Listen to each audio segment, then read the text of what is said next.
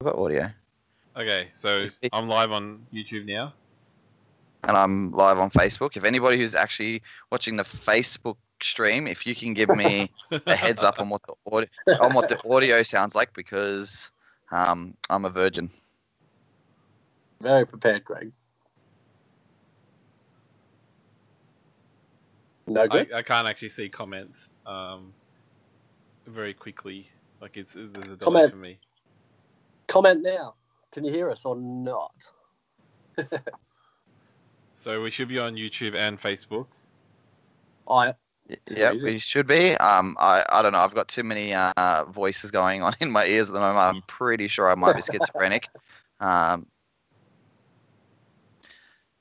right.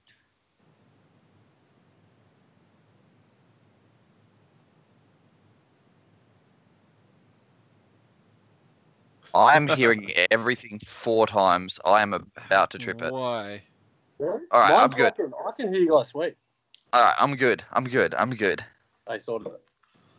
Right. Audio's good. All right. Look at us go, boys. So we're ready to go? Well, we are ready to go. Okay. To go. Considering we weren't usually prepared for this one, let's we'll leave the news until later in the episode, because me and EG were having a bit of a heated debate in a chat yesterday about some world events. So we'll leave that to after. Yeah. About international judges and competitions. Okay. You guys I know what it was. Yeah. Yeah, and we will sort of catch up on that later. But currently, we have our guest who did cheat on us before he did our one. Do you want to introduce yourself and let us know who you are? What's up? I'm Ty Jeffries. I'm from the Gold Coast, and I drive a S13, and that is me. A reliable SR, unlike Greg. Sorry, Greg. I had to say it in every video. So how's your car been running since Bring the Bash? Straight away. Yeah, it hasn't been. Nah. I spun a bearing at Bring the Bash, actually getting it in my driveway on the way home. So, but it's all fixed. Hey, it was one time in 3.5 years. Give me a break. Yours breaks every time. It does, actually. So I hadn't met Ty before the bash, and I'm pulling up in line. Probably the car had already started blowing the bloody valve out of it. I'm pretty sure. Probably you could tell me that if it sounded shit or not. I'm pretty sure you're like, oh, it's got a misfire. I was like, all right. And Ty pulls up beside me and he's like, I watch the show every week. And I was just like, I don't think we were that far into it at that stage. And I was just like, Jesus Christ, we have idiots who actually sit and listen to our shit. Like, yeah, it's good. I listen to it when I'm like going on a big drive, because I'm from Coffs Harbour originally. So when I'm driving down there, I'll usually tune in and listen to what you're talking about. Which was good. Honestly, you were one of the ones who sort of all of a sudden it was like, oh, people actually bother. Well, I guess besides our friends cool. and stuff. Yeah, it's interesting to hear from your perspective of what you guys talk about in the Australian drift scene to what I listen to or watch, like grassroots kind of stuff, compared to what you guys like a lot of competing. That's Greg, by the way. Greg likes competing. Oh, sorry, that's why we have these heated discussions, because Greg's all pro drift. Yeah. Well, yeah. And I do the national tour of the pit lanes. Greg on tour. Yeah, that's it. Just check out the facilities. So, spoken to him saying that we're going to get you on, and you had shared it. And Blake, we are in a group chat with Blake, and Blake Patterson was like, "Who the hell is this guy? Yeah, how the hell does he? How the hell does he score? How the hell does he score a drive over in Europe? Who's this guy? And how did he get this ride? It doesn't make sense." Yeah. Because most of us are like in as shocked as I am. Don't worry, it's all good. Yeah. So give us a rundown on how that happened. Yeah, for sure. So just after Bring the Bash, actually before that. So at the end of last year, I was on like Silver Republic, just like cruising through like cool West chassis, and I seen this Alex Purse from Sweden. from Oaktree Outlaws, he posted up a picture of his car, and I commented, I was like, man, your car's fucking cool. I was like, just asking him a few questions about it. He's like, man, your car's cool. And then we started talking heaps from then. And then just after, halfway hangs, he's like, oh, you should buy an Xbox. We all get on and jam Forza, then we can just talk shit. I was like, yeah, mate, sweet. So I brought an Xbox and talk to him all the time like he's one of my best mates. And then I think it was not long before the bash, he asked me, he's like, hey, man, I'd love you to come over and drive my car. And I was like, oh, I don't really know this guy. I was like, maybe he's just talking shit, which he wasn't. So, I was like, yeah, bro, I'll come. That'd be sick. That'd be mad fun to come to the other side of the world, considering I've never left Australia. Anyway, I got a Facebook message from the Style Banger boys who run the Next Level Drift event saying, we'd love you to come over and be our guest driver if you really want to come. And I was like, shit, I better book a ticket to Europe. And then that's how it all started from there. Yeah, and I think that's where a lot of people... That's really lucky. That's really cool. I like that story. Yeah, exactly. But it was a massive opportunity. Yeah, and I think that's where a lot of people fall short with some of that stuff is making those connections with people wherever they possibly can. The drift community now worldwide is so small. I have a dude on Facebook that I think he's in the southern states of America somewhere because I used to drive R-Factor with him back in the day. It's just, those sort of random sort of connections can, lead to some dude saying, hey, you want to fly halfway across the planet? It's crazy that, my car. I just met this dude on the internet, wants me to come drive his sick 180 SX. It's like, the boys are in Oaktree Outlaws. That's the team that I'm in now. But it's like 450 horsepower CA, like big wheels, low origin kit, big like gangster cage, and he just wants me to come over and trash it. He doesn't care if I crash it or whatever. What? Which is crazy. I've never left the country either, so it was like the biggest experience I've ever had in my life. It was nuts. There were no alarm bells or anything to say like your organs are going to get harvested or something like that? Yeah, I had heaps of people say that. Like, man, you're crazy. You're going all the way to Europe by yourself. Like, what if you get to the airport, takes you back to his place, and like, it's like hostel. You get pulled apart, tortured. I was like, I don't know. At least like it. I don't know. If I get there and it's like that, I could try and bail. I've watched that movie a few times. I don't know. He doesn't want a green card or anything. Try and get into Australia to work or be your husband or anything. No. Alex is a legend. He's the sickest dude. So, yeah, that was wild. So the question is, when is he coming across to drive your car? So the deal was because I'd been there and drove his car and I didn't crash it, he crashed it. So you can't blame me, Alex, for any of the damage from the front end because I know you're watching right now. The deal was because I went over there and drove his car, October Matsuri next year or maybe halfway hangs. He's going to, or if I get a halfway hang spot, either or either, he's going to come over and drive my car because that's the deal. Yeah, so you have a pretty good YouTube channel. You did a pretty good comprehensive coverage of your trip. Yeah. What's your exact handle? It is just Ty. If you write in Ty Jeff on YouTube, that's just the same as my Instagram. So, but I started doing vlogs ages ago. Then because I work away a lot, fell away from it, and then I was like, this is too good of a trip to not vlog the whole thing. So, even though the parts do go for a long time, it was hard because I didn't want to split it up into so many videos to be only like 10 minutes each. They would be still uploading them now. So, yeah, and the reality is a vlog like that for a trip like that is for you more than it is for everybody else. Yeah, exactly. Like there was like 5.5 hours of footage on my camera, so it used up like 5 memory cards. So there's a lot of. You should have done one like EG's trip. Yeah, EG just pumps his whole trip up 6-7 hours of footage, and if people want to sit through it, they can sit through it. 70-something gigs on YouTube. Yeah. Fuck, that would take so long to upload. I couldn't imagine. Yes, it would. Yeah. So that's a little bit of how I got invited there. Yeah. So still as crazy as you think. Don't worry. The car you went over and drove was a 180. Yeah. So Alex's car is a CA 1.8 litre, not a 2 litre or anything crazy done to it. It's like full built CA 1.8 litre, makes 450 horsepower on 32 PSI. Wow.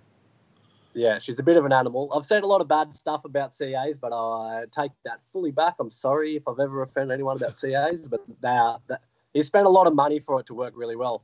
And they run like, I think it's a Volvo or BMW diesel gearbox is like their version of RB25 or T56 conversion over there. Is yeah, it was strange to drive a left-hand drive car because I've never drove that car, never drove that track, and never drove left-hand drive. It was a weird experience, trust me.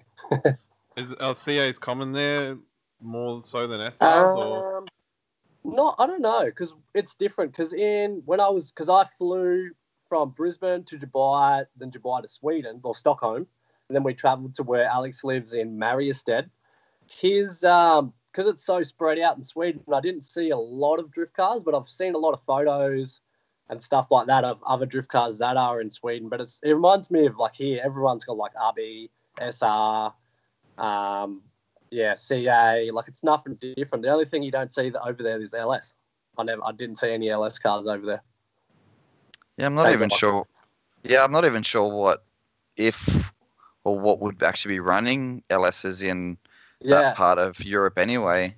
Because their most common drift car over there is a Volvo, because obviously that's where they made their mass produced there. Yeah. So they're like the square, old school shaped ones are meant to be the most common over there, supposedly. That's what I've been told. And then running diesel or running petrol? I'm not sure. I didn't really ask. Wasn't really too interested in the old Volvos. It didn't go too European. Kept a little bit more JDM while you were there. Yeah. Obviously, there's a lot of BMWs, like E36s, especially at the next level event. There was actually a lot of BMWs there.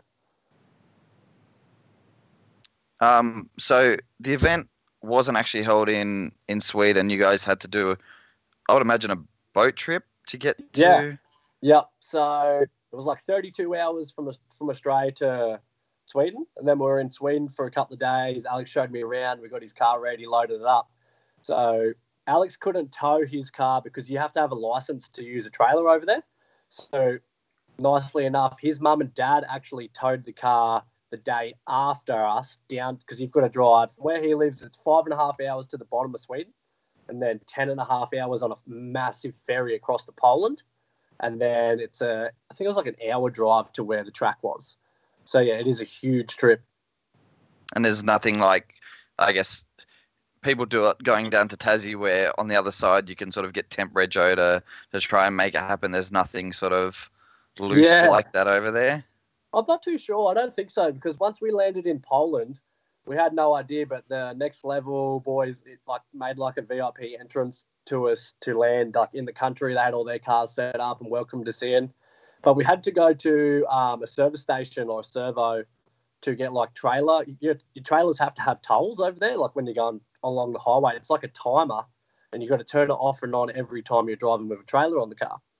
But that's about it that I could think of. Yeah, fair enough. It's they got some different rules to what we have. And with the event, so how many guys from Sweden travelled with you guys over to Poland? How many cars? So there was 2 Oaktree cars. There's obviously Alex's car and Philip's another Oaktree Outlaws homie. He has an SR2180. So we travelled with them down to the ferry, and then we met up with a few other guys like Eddie Trinks. He's like, they call him like the Nakamura of Sweden. He's ridiculously good driver. Christopher was another guy. He's got like a sick, clean as S13 with like Aero Kit T37s. I think there was probably like 5 or 6 cars that went with us. And most of them actually were street driven from Sweden all the way to Poland and drove home. Okay. Just more interested to know that sort of stuff. And then the event in Poland, how many cars were sort of trailered in from all over Europe, and how many seemed to drive in?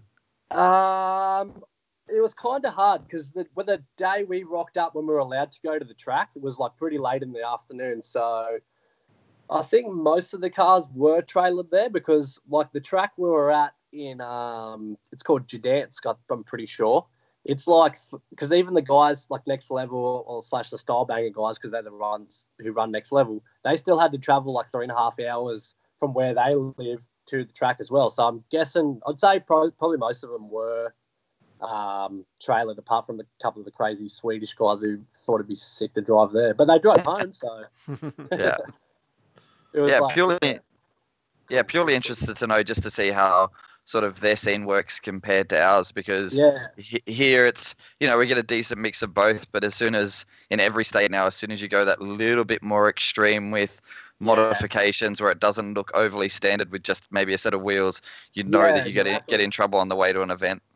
See, another thing is, over there you can register anything as long as you've got insurance, registration, and a license.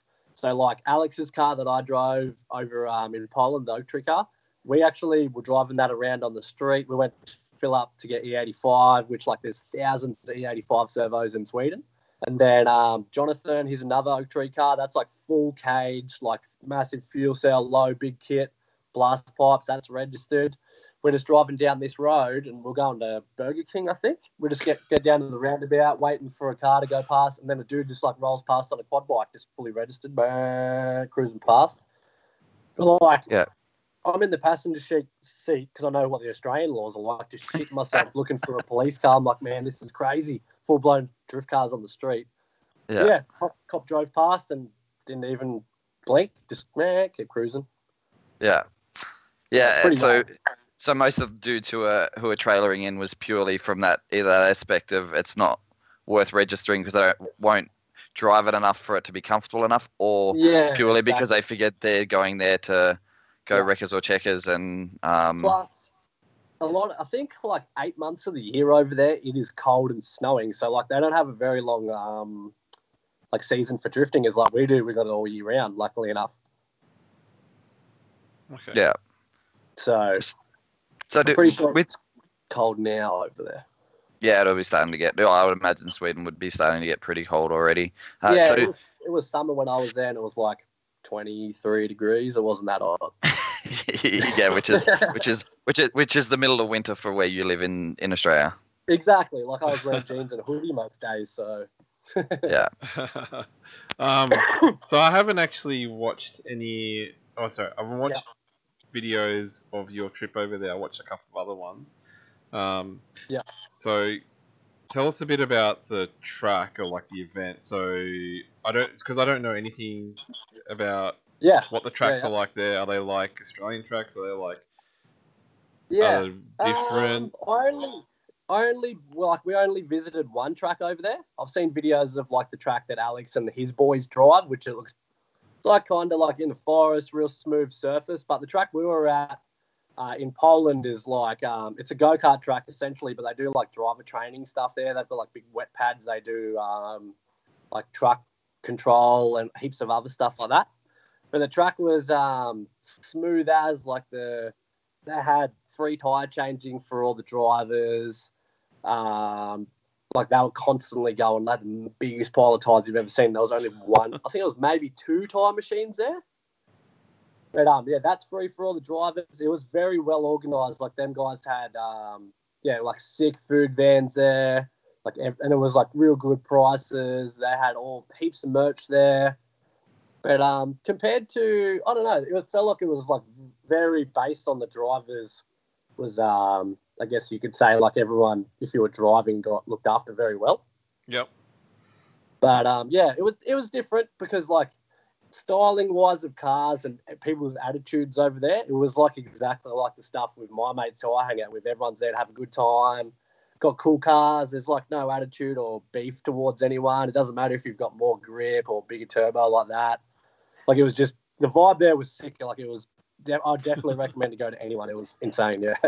Yeah, it's cool. So no penis comparison competitions? No, exactly. It's not what it's all about at the end of the day. So, Greg. I'm not joking. Hey, I stepped down the size of my penis, all right? That's good. We've all got little dicks. They're all dicks, and that's all the same. The smaller ones seem to respond faster. That's right. So going over for that event, what actually makes that event so big in Europe compared to, say, something that's held in Sweden, or what was it that sort of attracted all those boys to come over? Is it sort of like a Bring the Bash where it's, it over the last few years it's built some notoriety, or is it just the right group of guys organising the event? So the style banger guys who run the event, they've been holding the drift event at another event which is called Racism. It's like a really big stance car, like a meet, I guess you could say. So they'll have it up. I think it's above the bridge, maybe. It's like in this massive car park. So one side of the event's like all stance cars, and the other side of the event you can stand on this big bridge and look down over the boys drifting with the car park. But I think over the years because not too sure on how they started. I'm pretty sure it was at that event. Over the years, it's slowly got bigger and bigger with, especially with their styling of cars. Like I know a lot of people on the internet follow Style Bangers and Don Musk. Like them boys have the craziest. Like their cars all have like 7-inch lips on the rear and like 6-inch lips on the front. Have crazy low, and always have like the coolest styling cars that seems to be at that event. And they'll just invite other cars that are cool styled as well and good dudes. And it's slowly like progressed. And now they've held it at this track and had like the Hoonigan boys like Brandon Caddo and Hurt were over there like covering the event. It seems like it's only grown like more and more every year because it's just getting bigger. Plus Lower Origin boys were there. So yeah, they seem just to invite quality cars and coolest dudes. I don't know. Plus I couldn't understand if they were talking shit about me anyway because I can't speak Polish. So yeah, I don't know. I think that's why it's slowly getting bigger and bigger. Plus now I've been there and I've told like everyone I know how good it was, and then Hurt and that have just blown it up on this next level on the internet. I think more and more people next year are going to go, shit, we've got to go to that event. Yeah. How many cars were there for that one if you've got numbers? I think it was like 60. Okay. So not retardedly big. Very good cars. Yeah. Okay. Yeah, it'll be considering, as you said, that Ryan, who I think Ryan's left Hoonigan's formally now and he's going and just doing more videos. He's one of the, I'm pretty sure he's one of the animal style boys. Oh yeah, you're talking about Brandon's brother Ryan. Yeah. Yeah. So, but he's tied up with all those guys. He's just got a street car E86. That's what Brandon was telling me when we were over in Poland. Yeah, but even Brandon's left his job at Hoonigan, I'm pretty sure. So he's off doing just, I think, more vloggy type stuff and doing videos where he can. I'm pretty sure. But he did tell me why he left. Like, I don't think he's a very big fan of editing or something like that. He was telling me, but he wants to go out and do like bigger scale stuff. I think. Don't quote me, but yeah. Talk about it. Plus, we did talk over it with about 10 beers in the car park where we were staying. So. And then having Hurt there, I think it'll be interesting to see what the numbers do next year after everybody's just oh, this is cool as let's show up. And I'm sure, I guess, like so many other events are trying to get a couple of guests from all over wherever they can get somebody to come to, like, QR and Matt Series the last couple of years have had the groups invite guys from Japan. Luke Fink with DCA will try and get in as many international drivers as he can afford to get in a season, and just try and build some vibes around an event. Yeah, exactly. And I think most people would take any drifter if somebody, same as you, hey, come over here and drive my car. I think most people would be like, hey, I don't really need much of an excuse if there's tire and petrol for me to go and burn a set, really. Yeah, exactly. Like I've never left the country. I've never met this guy in my life. And this dude's just like, now I feel like I know Alex like he's one of my best mates. I've known him for 10 years. It's given me one of the craziest opportunities I've ever done. I'm just some random kid not even a kid, I'm oldish. But just give some random guy that you've talked to over Forza and Facebook are driving your car at one of their biggest drift events in Poland. That's nuts. Yeah, I'm hoping the guys I play Assetto Corsa with might let me drive their car at some events. I'm pretty sure they're all pretty local and their cars work, but most of those boys are probably listening, so let me know, boys. Yeah, boys. Yeah, the boys. Although currently I think most of them don't have cars at work, or they're Team Red Stage boys and their cars always work. So Yeah. So what's the plan? Are you going back next year? I am. I am going back next year, and I actually have been invited to go to America in May, I think it is. May, with me and Alex and a couple of Oaktree other homies. We're going to go to Hoonigan Garage, and then we're going to travel to Final Bout with Brandon and Hurt. And has Final Bout location been announced yet? Yeah, it's at I can't remember what that track is. Grange, it's like all maybe? the elevation. US Air. Yeah, USX. So that track, they haven't been allowed to drive that or something like that. Yeah. And now for the Final Bout, they're opening it to drifters again. So we're going to go over and travel with Brandon and Hurt to, I think the track's in Chicago. We're going to travel with them. That's where I've been invited to go to next, which is pretty sick. I think you will find a shitload of people very jealous of that. Yeah. Including myself. So what are you guys doing for a car? Are you taking a car over there, or have you got a car? I don't think we haven't really organised that much. Okay. I don't think we're going to go over and drive. I think we're just going to go over for the experience. So, I'm sure you'll be able to convince maybe. someone. Yeah. Yeah, I never know. It'd be cool just to go over there and see what the American grassroots drifting scene's like, as well as I've already been to Sweden and Poland now. It'd be cool to see what I know. I follow a lot of guys from America who have cool cars that attend that event, so I really want to check that out. That would be sick. Yeah, and if you really wanted to, I guess our dollar sucks at the moment. I was going to say, It's terrible. if our dollar didn't suck, you'd probably actually be able to find something mildly set up for probably cheaper than EBSU prices, and actually get out on track without too many troubles. It's in Wisconsin, which the track isn't that far, but it's not crazy far from Chicago actually, and not too far from my digs in Detroit. So too. That's cool. Was that lined up through the fact that the Hoonigan guys were there, or was that through other people? So over the course of the time that I was in Europe, and me and Alex and Hurt and Brandon hung out a lot. Once the event was over, we were talking to Hurt and Brandon about possibly coming to America, and they're like, "Yeah, sick. We would love you to come and hang out with us. That would be sick. We'll organise you to come to Hoonigan, drive shit car and shark cart in the car park, and then you guys can just travel with us to Final Bout." And we were like, "Hell yeah!" As if we're going to say no to that. Far out. Please tell me you get to play circle jerks. I don't know. I'm sure they'd have something organised, so we're not too sure.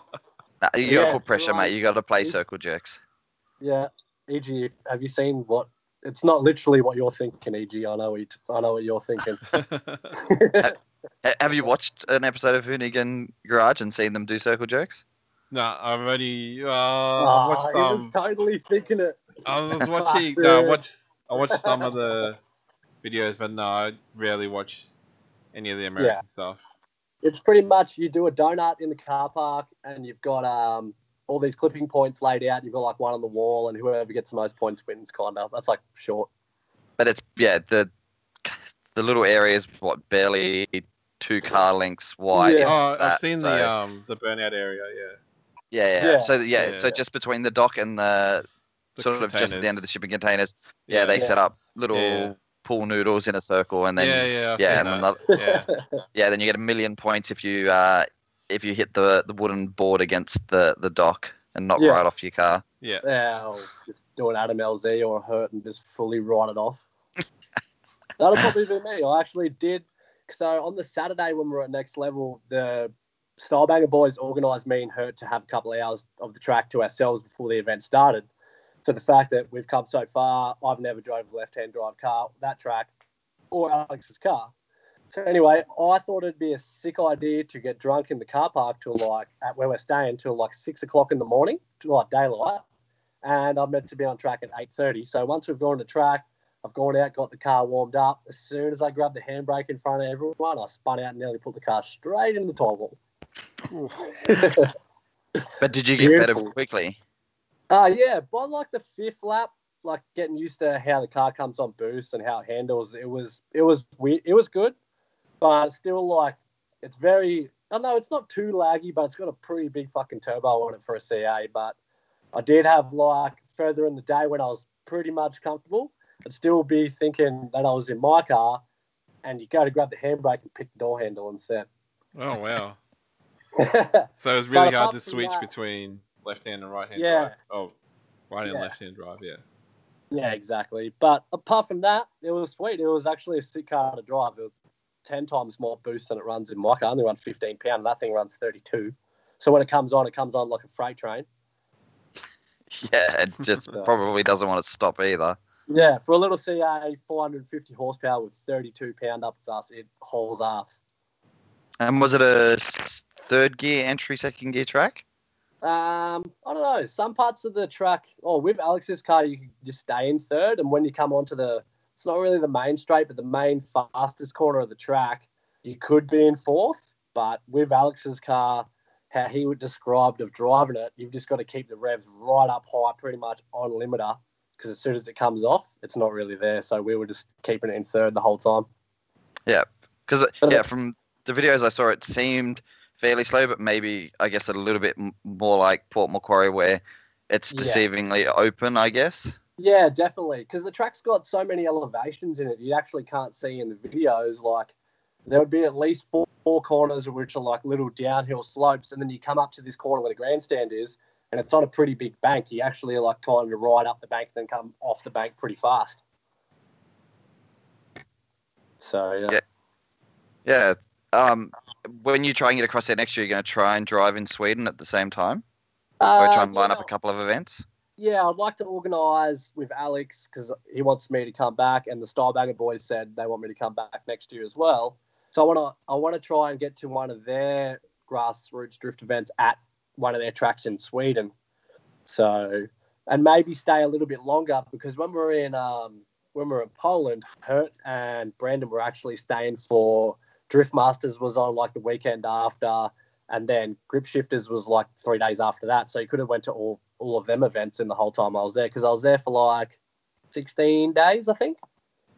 Okay. So, and everything's so cheap over there. Like I could have stayed over there way longer. So, but it is good. You should definitely go next year. And life here allows you to do that? Yeah, life does. That's good. That's good. Single man, mate. Yeah. I'm more work and yeah. other He's just got his Yeah. freedom to go and do that. He's just got no money. Yeah, no, that's not a problem. My boss is pretty cool with it as well. So, yeah, he thinks it's funny that I get to travel around, which I think is sick. funny. He likes cars as well. He used to have like S14 and stuff, so Okay. he knows we do a fair bit of driving. It's pretty easy. So From what I'm understanding, is you're almost more pro drift than most, or if not 99% of our pro drift community within Australia. Definitely not. I wouldn't hate to be known as that. But I don't mean it from the perspective of that you've got tickets on yourself at a skill level, or that you're getting paid to drive. Yeah. I more mean it from the perspective of, hey, come drive this event. Yeah. We're going to throw keys at you. I'm sure you help pay for little bits and pieces and all that sort of stuff, but you're being offered the keys to cars that aren't your own. You get to drive them. They're already organised for you. Yeah. Where even the big boys showing up to competitions here don't have that luxury. Yeah, that's true. Like, I'm very grateful for Next Level and Alex inviting me over. Like, it was random as. Trust me, don't worry. I'm still shocked about the whole experience that I had. But yeah, you're right. Like that, going to Europe and stuff like that's just opened up another like whole, I don't know, friends in different locations. Like, who thought? There's no way in the world I thought I would ever go overseas to drift at a grassroots event, and now go to another one and be invited by Hurt and Brandon. Like, that's crazy opportunity. And I'm not even like I don't have any plans of competing, even though I competed once and I did terrible. Yeah, I guess it's pretty good opportunity for what I'm getting as well. So, no, I'm sure anybody would love it to be in my position. So, I'm very grateful. Yeah, we heard a lot of jealous cries in our sort of groups. They did like, who is this guy and how did he get a drive over there? But it's also the fact that the location is, I think, what gets a lot of people is the randomness of Swedish guys taking you to Poland. You would expect, hey, maybe you've hooked up with some American dudes, maybe some Scottish or some English dudes, maybe some Irish dudes, because, you know, same language, no language barrier. Yeah. You know, guys like Stewie Bryant being taken over for one of the bashes or two of the bashes over in at Driftland, UK, all that sort of stuff. Like that seems what the norm is, right? And then to be sort of taken over to non-English speaking countries and be like, hey, there's some Aussie dude from. Man, I struggled with talking to some people, that's for sure, because it wasn't the fact that they can't speak English. A lot of people that I've met were embarrassed to talk English for the fact they've got to think it in either Polish or Swedish, depending on who I'm talking to, and then comprehend what they've got to say in English, and they're embarrassed. There's nothing to be embarrassed. I'm the idiot who can only speak one language. So, it was hard for some to talk to some people. Like a lot of people, would just say, hey, or like, can I get a picture? Or like I had stickers that I was giving out over there, but it was pretty rad. So, but yeah, it was definitely hard for the language barrier kind of thing. But I fully understand what you're saying, because it was crazy for the fact that I hung out with her, hung out with Brandon, been invited to this country I've never been before, left Australia, drive this dude's car I've never met before, do tandems with the Lower Origin boys and the Style Banger boys, and who could ask for a better fucking opportunity ever? I had no expectations of what it was going to be like, so epic. And the fact that it all came from playing Forza and trolling Instagram. Trolling? No trolling. No, not troll. Sorry, trawling. Yeah. Instagram. Yeah, exactly. But I don't know. Alex is a sick dude. Like, I feel like I've known him for like my whole life. Like, we have the same like banter and stuff like that. He was more than happy. We did not have to touch the car. He didn't let me pay for anything. He already had he paid for my ticket to go over and drive. He paid for my ticket on the ferry. He paid for accommodation. He paid for all the tyres. I literally didn't have to spend $1. So, Ty, you are probably Australia's most pro drifter. Get out of town. It's done, mate. It's done. Until somebody can beat that deal, you're it, mate. Yeah. You're the current pinnacle of Australian drifting. Oh, thanks, Greg. I can't wait to see the shit I'm going to get after this on Facebook. Dan Rifkin, I know you're watching. You're going to be feeding me. I understand where you come from. It's the craziest opportunity that anyone could have, really. Just be nice to people on Facebook, I guess you could say. No trolling. Be nice. Take a peck if you're watching. That's my problem. So I'm just mean to everyone. Yeah. You're right, EG. You're right. But the fact that it shows so much of the community spirit and that definitely what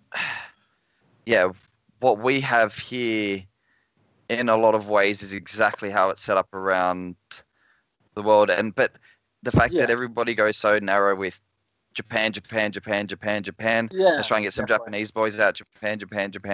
Yeah. But there's so much community outside of that, and it seems like, I feel like in a few ways the drift bug is slowing down a little bit on sort of your social media from the perspective of, once you've seen one drift montage, every drift montage is the same. So what does it come back to? It now comes down to building those relationships and just making the events even more and more sort of homely in some way you want to attend, as opposed to just building pure hype off people sliding cars and smoke. 100%. Yeah. Because the fact, like, their attitudes over there with everyone that I met is exactly how I think. Like, it doesn't matter how much grip you got. It doesn't matter how low your car is. It doesn't matter who's got the biggest turbo. Everyone drifts for the same fucking reason, is to have fun. And that's what that's what their attitudes are all like that over there. It's not about who has the biggest dick, which it seems like everyone that I see on Facebook has a problem with someone, doesn't do this, your car's not low enough. Who cares? We all drift for the same reason, dickheads. It's to have fun. I do have one major problem, though, with stuff that I've seen on social media lately. Yeah. Daniel Ristick's new body kit, and then that tiny boy, you leave him alone. Then that tiny little stock wing on the back of it, I'm just not having it, mate. And you've either got to de-wing that thing or put something bigger on it.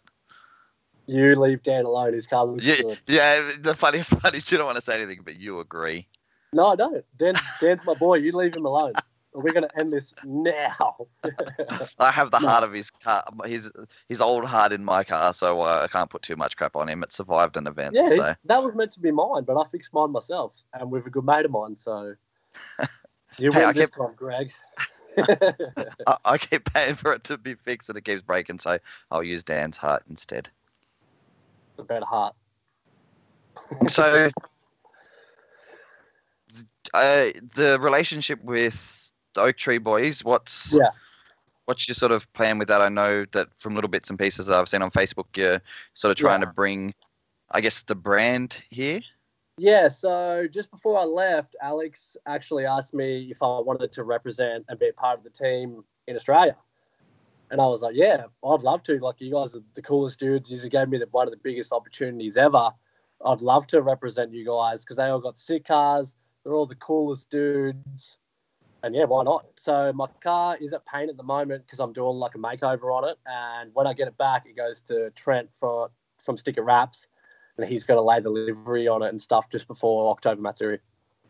And are you going a similar colour to what you were driving overseas? Nah, it's I'll just tell you. Totally yeah, way different. It's even because my car was painted in like holographic glitter, purple flake holographic glitter, no paint. That was all that was on the car. But now it's being painted candy purple from House of Colour and House of Colour holographic flake over the top. So it looks like all the Oaktree boys cars that everyone sees is black. But there's actually a white car in there as well. Victor, he's got SR20, S14 on big like wet services and. Sounds like a great guy. Yeah. Exactly. Yeah, no, completely different look and fresh, like bigger wheels and the same wheels, just bigger 57Ds, freshly powder coated, just little things, fresh kit, just changing it up. It's looked the same for ages. So. Same pink or different coloured rims? Yeah. So the wheels, my old wheels were painted pink with holographic glitter, and now I just got them powder coated like fluoro pink, like how they were from factory. I think they used to come. Yeah. Bigger kit, same kit. No, racing line, of course. Supposedly everyone does racing line, so I did racing line. Yeah, fair enough. I always hear that comment. I'm doing my own touches to it, so it's got like. Origin front canard, it's got kooky wing, like modified, so it sits flat on my boot. It's got JSI Aero side skirt extensions, JSI Aero rear vortexes that go on the rear bar. So it kind of made it my own style, I guess. Yeah. So and then that's the delivery is a full Oaktree. Yeah. Livery? So down both sides. Yeah, down both sides Oaktree. But I changed because a lot of people will obviously ask me what some of the stickers say because they're in Swedish. Alex told me to change from the Swedish stickers to English. So instead of having a couple of other ones on there, just random ones that they have in Swedish, I've got Low Origin. Alexander sent me the PDF. It's like small Low Origin on there. Next Level sent me the PDF for that. So there'll be a couple of small ones of them. Just little things like that. So it doesn't. So everyone's like, what does that say? And I can't be like, I don't know. So yeah, and then it's more relevant sort of thing. Yeah, exactly. So it should look good, hopefully. And then do those guys sell merchandise and do all that sort of stuff? Yep. So Alex is sending me over stickers for a lot of people at Matsuri. And the boys have like shirts, they have snapback T-shirts and stuff like that. If you go onto like the Instagram is the Real Oaktree Outlaws and you go into the shop, I'm pretty sure it's in the link there, like in the profile, there you can buy Oaktree merch there. But I'll have some stickers and stuff if you guys are at Oaktree, if you guys are at Matsuri, so. Fun show. I'm happy to rep one on my dash if you tag me the same as the Cursed Boys have tagged my dash. So. Yeah, we'll put some on there for shout. Are you in a carport or are you in a garage or are you just camping it for Matsuri? Yeah, always camp because we always drink cordial on the Friday. Yeah, I was going to say because I'm pretty sure they inspect the cars. So Neil, if you're watching, it's just cordial, man.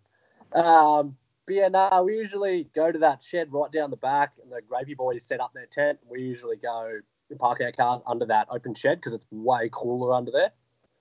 Yeah. But we'll be just down there. It's 300 times cooler. Yeah. But yeah, if you're looking for me, we'll be down there. We'll do some tandems for shout. Plus, the Curse Sunday boys are going to be there. You know, they're going to push you around in some tandems. Yeah, I know. They booked like 400 garage spots between the 7 cars by accident. We're trying to convince me to get rid of my carport spot to join the garage, but I found the carport spot way easier for sure at Autumn Matsuri, so I sort of stuck with the carport thing for the spring. Yeah, I can park it up and then just go talk shit. Yeah, definitely. I was going to ask something and I forgot where my train of thought was before. EG, do you have any questions for me? Greg's already asked me 3,000. I know. Greg loves talking, doesn't he? Oh, I'm going to say, these I love the wall. That Hot Wheels wall, that is badass. Yeah, I'm trying to build it up, but there's a lot of repeats in there. And it's only been like a year that I've been collecting, so... If anyone wants to swap for doubles, message EG in the comments below. Thank you. Yeah, I'm chasing some of the historics. Actually, the ones that came out early this year. Yeah, I've got a couple of double ups of 3 of them, but I've got none of the other 2. So yeah. Come on, I'm sure you got some questions for me. You got this. No, we're trying to usually I'm trying to keep with the flow of the train of thought, but it's kind of a bit. Sorry, I'm not involved with Matsuri this time because money and things. So it's hard. It's cool. I'd want to come up there, but if I come up there next time, I want to come up for a bit longer. Yeah, for sure. For sure. You didn't do Archie last time, right? You need to be at this one in particular. Yeah, see, he keeps saying that, but I haven't been convinced yet. There's something organised where some people are coming to be there, which you probably want to be there for. That's as much as I'm going to say. We're not allowed to say yet what's going on. Me specifically, or would I be interested? Would I actually be interested? I don't know. You're like, I don't know. I think you. No, I'm not sure. I don't know. You'll see. I'm yeah. But we're not allowed. We'll post up soon what's going on. We got some working. Are you involved with the Secret Drift Boys? Secret Drift. Yeah, the guys who, because they help run that, right? Or are you with other guys? This is organised with Neil from who obviously runs all the drift events. His dad owns Queensland Raceway and okay. The track, I think. Oh, I thought he was the Secret Drift guy. I'm not too sure. I don't have a Secret Drift account, so I don't think. Is he the guy who does all the sort of briefings at the morning sessions and all that? Is that Neil? Yeah, okay. That's Neil. Yeah. Okay. So he's the guy that organises the guests that come in past years, isn't he? I'm not too sure. I know this year he definitely is involved with it. We're just trying to organise it with them, just so it works out in their schedule. But it sounds like it's happening. So we'll see you soon, EG. Start getting that 32 ready. Chop that exhaust flange off. Why? I don't know. We could bolt something cool on there. You don't. I've bolted the cat on there. I really need to get my 180 going instead of the 32. Oh, you got a 180 as well. Okay. I've only ever seen your red 32 at Bring the Bash. Yeah. But you weren't even there. You No. Where was I? I can't remember. You were in Tassie. Oh, that's right. Yeah, DCA. You were judging. DCA, yeah. Yep. So the 32's running, so I can put it on the trailer and go up there. But we'll see you in 3 weeks. It needs a major sponsorship like you, mate. Yeah. So I need to make friends quickly. Yeah. Comment on someone's Facebook or something. Be really nice. Yeah, hey. No, I'm not nice to people though. The Alex guy is in the YouTube chat, mate. Just Oh, know, is he? throw Well, I throw can't see throw out anything some when lovely anyone's vibes. writing. Hello, Alex, if you're watching. It's like 2 o'clock in the afternoon there or something. So Oh, so it's a good Afternoon. time for him to be listening. my boy, yeah. It'll be early hours in the States, and it'll be afternoon in Europe. So with Come, we did a live stream from Europe, mate. Yeah. The program. Got the followers all around the world, brah. Come on. So Sorry, with you keep on. with you representing Oaktree, are you looking at recruiting more members here, or what's your I don't really responsibilities? know because that's not my place to say. Being Okay. that Alex, Philip, and Victor are the main 3 guys in the team.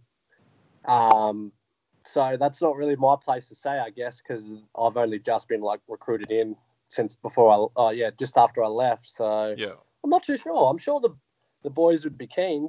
So I'm not too. Yeah, I'm not too sure. I'd have to ask. I don't know, Alex. If you're watching, you can comment. If you can write it in there. That's all good. Again, AJ's getting the knee pads out. Yeah. Greg, I reckon you can't look good purple with Oaktree sticker. Yeah, I know Greg's been trying to attach himself to Nah. groups and Greg teams anything- and stuff like I just can't wait for. I know you saw my beautiful home done wrap job at the Bash. That thing is absolutely mint. That was not what took my eyes. It was your banana boat rotors that you were running. What do you mean rotors, mate? he loves his rotors. The genuine grid R's, mate. Oh, look out. Nah, but if I've seen previous episodes, you want to be a part of a couple of teams. You want to be Curse Boys, which why wouldn't you? They have sick cars. You want to be a part of Gravy. They're some of my best mates. They have sick cars as well. You got to make your mind up here. Look, I fly as a lone wolf. I'm saving space for my tat. Look out. Look at that. That's my indoor tan. That's from working indoors all the day. Yeah, get outside. And I've got sunburn through my phone looking at that on my face. I'm just kidding. Yeah, I don't know. Make your mind up, mate. It's one or the other. I can't be all three. There's just nobody. Everybody seems to keep it local, and yeah, there's not enough people local to me that drive often enough or aren't driving a series that I'm not all that interested in blowing a shitload of money. No one wants to do competitions.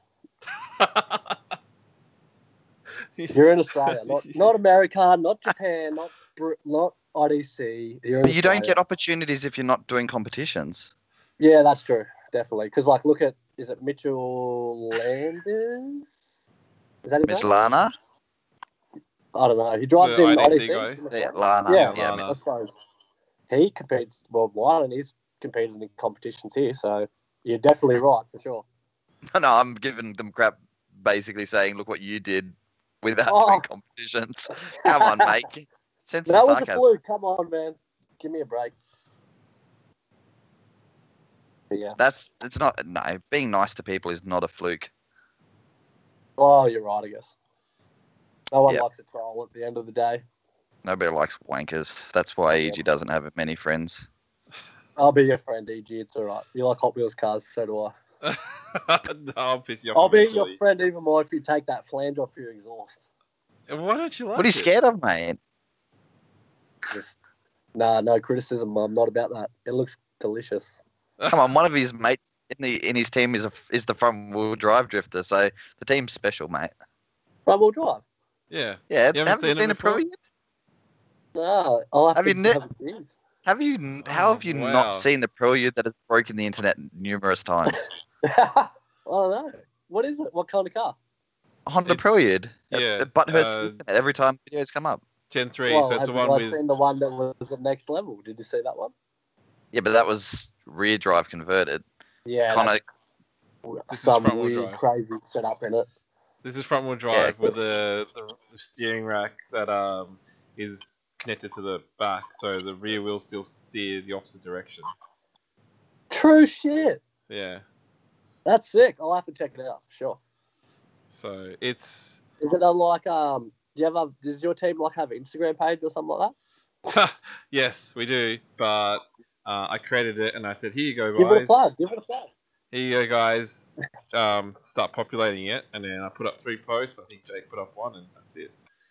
Oh, okay. Oh, good. Yeah. You'll have to 2 send me years the ago. link on my Facebook or something. Oh, So- there's nothing on there. Yes, Greg. Do you think within the drift community, Instagram is more important and more relevant if you expect to gain things like you have compared to wanky Facebook athlete pages like people? Yeah, I don't know. I like to use Instagram. I use Instagram a lot for the fact that you don't have to see everyone bullshit. Like, you don't see someone pop up in your comments and it'd be like someone you know, or someone just like giving people shit for no reason, builds and what they're doing with the car and what events they're going to, compared to being on Facebook where it's just like, I have a lot of family on there and stuff like that. That's what I think of it anyway. Okay. But they're owned by the same company now, aren't they? Facebook owns Instagram, don't they? Probably. Yeah. Surely. But yeah, the layout's slightly different, but sort of they're getting very similar with things these days, it seems. Definitely. Yeah. Well, obviously you can share your stuff from Instagram to Facebook, but for looking at cars and following different people from around the world and what events are happening around the world, I use Instagram more compared to Facebook, like I said, with family and messaging friends and stuff like that. But yeah, it seems that's what the reason I use it for. It seems more popular with that sort of stuff. It's in definitely. Yeah, it's hard to describe it, but the other one's for like connecting, the other one's for seeing stuff. That makes sense. Yeah, exactly right. Yeah. So. And I guess the reality is too that when you tag your 65 mates in your post on Facebook, that's about all that actually sees it, and it doesn't actually gain any more reach than that, where at least a cool Instagram post with the right tags will find its way out further and then potentially create relationships. Yeah, definitely. 100%. And that wanky athlete page thing, for people who are only listening, I put my hand up, so don't be like, but Greg has one. And it's like, I do. Okay? I do. Right. The Facebook stuff is sometimes a requirement for events because they want people to have Instagram, Facebook, Twitter, all that stuff. So then when you get invited, they want their events to be promoted. And they go, this guy's... definitely. Yeah, so... 100%. Cool. Are those guys are the Oaktree guys on Twitter as well, or are they only... I'm not too sure. So mostly... Instagram, we have an Instagram and we have a Facebook. The Instagram gets used a lot more than the Facebook does. Yeah. But I'm not too sure if Alex has I'm pretty sure Alex runs most of the internet stuff, but I'm not too sure. Okay. No, just interested to know how they sort of go about a lot of their social media and gain their reach, because it's that's one of the more interesting aspects. And when it comes to actually building a network and making things sort of self-manage a little bit more. If you do go onto the boys' Instagram, the Real Oaktree Outlaws is the tag. If you go into there, it has like all the profile, like all the personal Instagram names, like in the bio of what they drive, and they have all their photos. But yeah, mainly Instagram seems to be what we use to promote the team. So check it out if you're keen. The boys have pretty sick cars. I definitely have the odd one out, having not dished wheels and stuff like that. But yeah, check it out on Insta. So they probably also have more money than you for having only a short drift season. Exactly. They're rich. We can drift all year round and plus, like, it would be annoying to kind of drift over there for the different, like, obviously it's good rules and regulations. Like, you're going to have a fire suit, no matter if you're a grassroots fan or not. You can't drive with your windows down unless you have arm restraints. You're going to drive with your windows up if you don't. There's a couple other weird rules not weird, like, obviously it is a good idea so your hands don't fly out the window, stuff like that. But yeah, they don't have another thing is they don't have a lot of, like, night driving events either.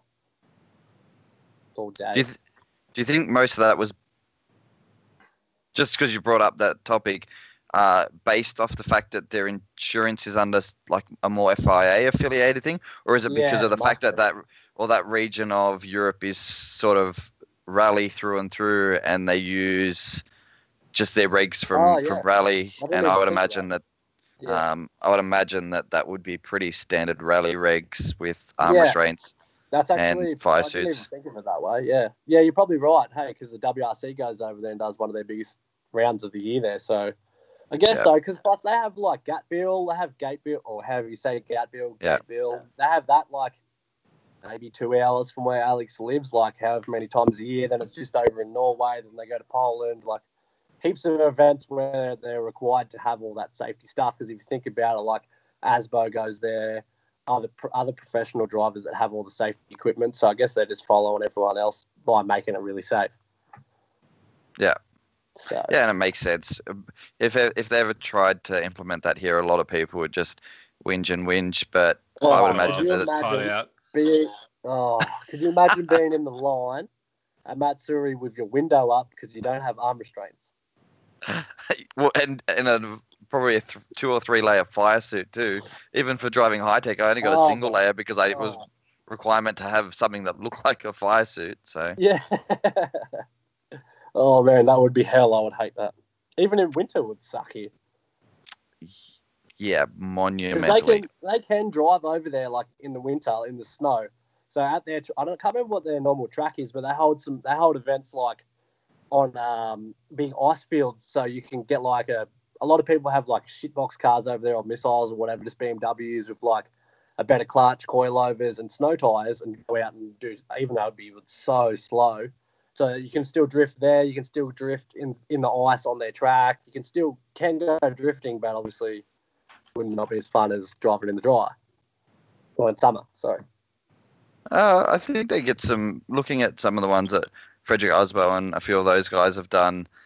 They do studded tires on the ice and just absolutely rip. So they're probably actually quicker, but then less wear and tear from a tire perspective in the ice.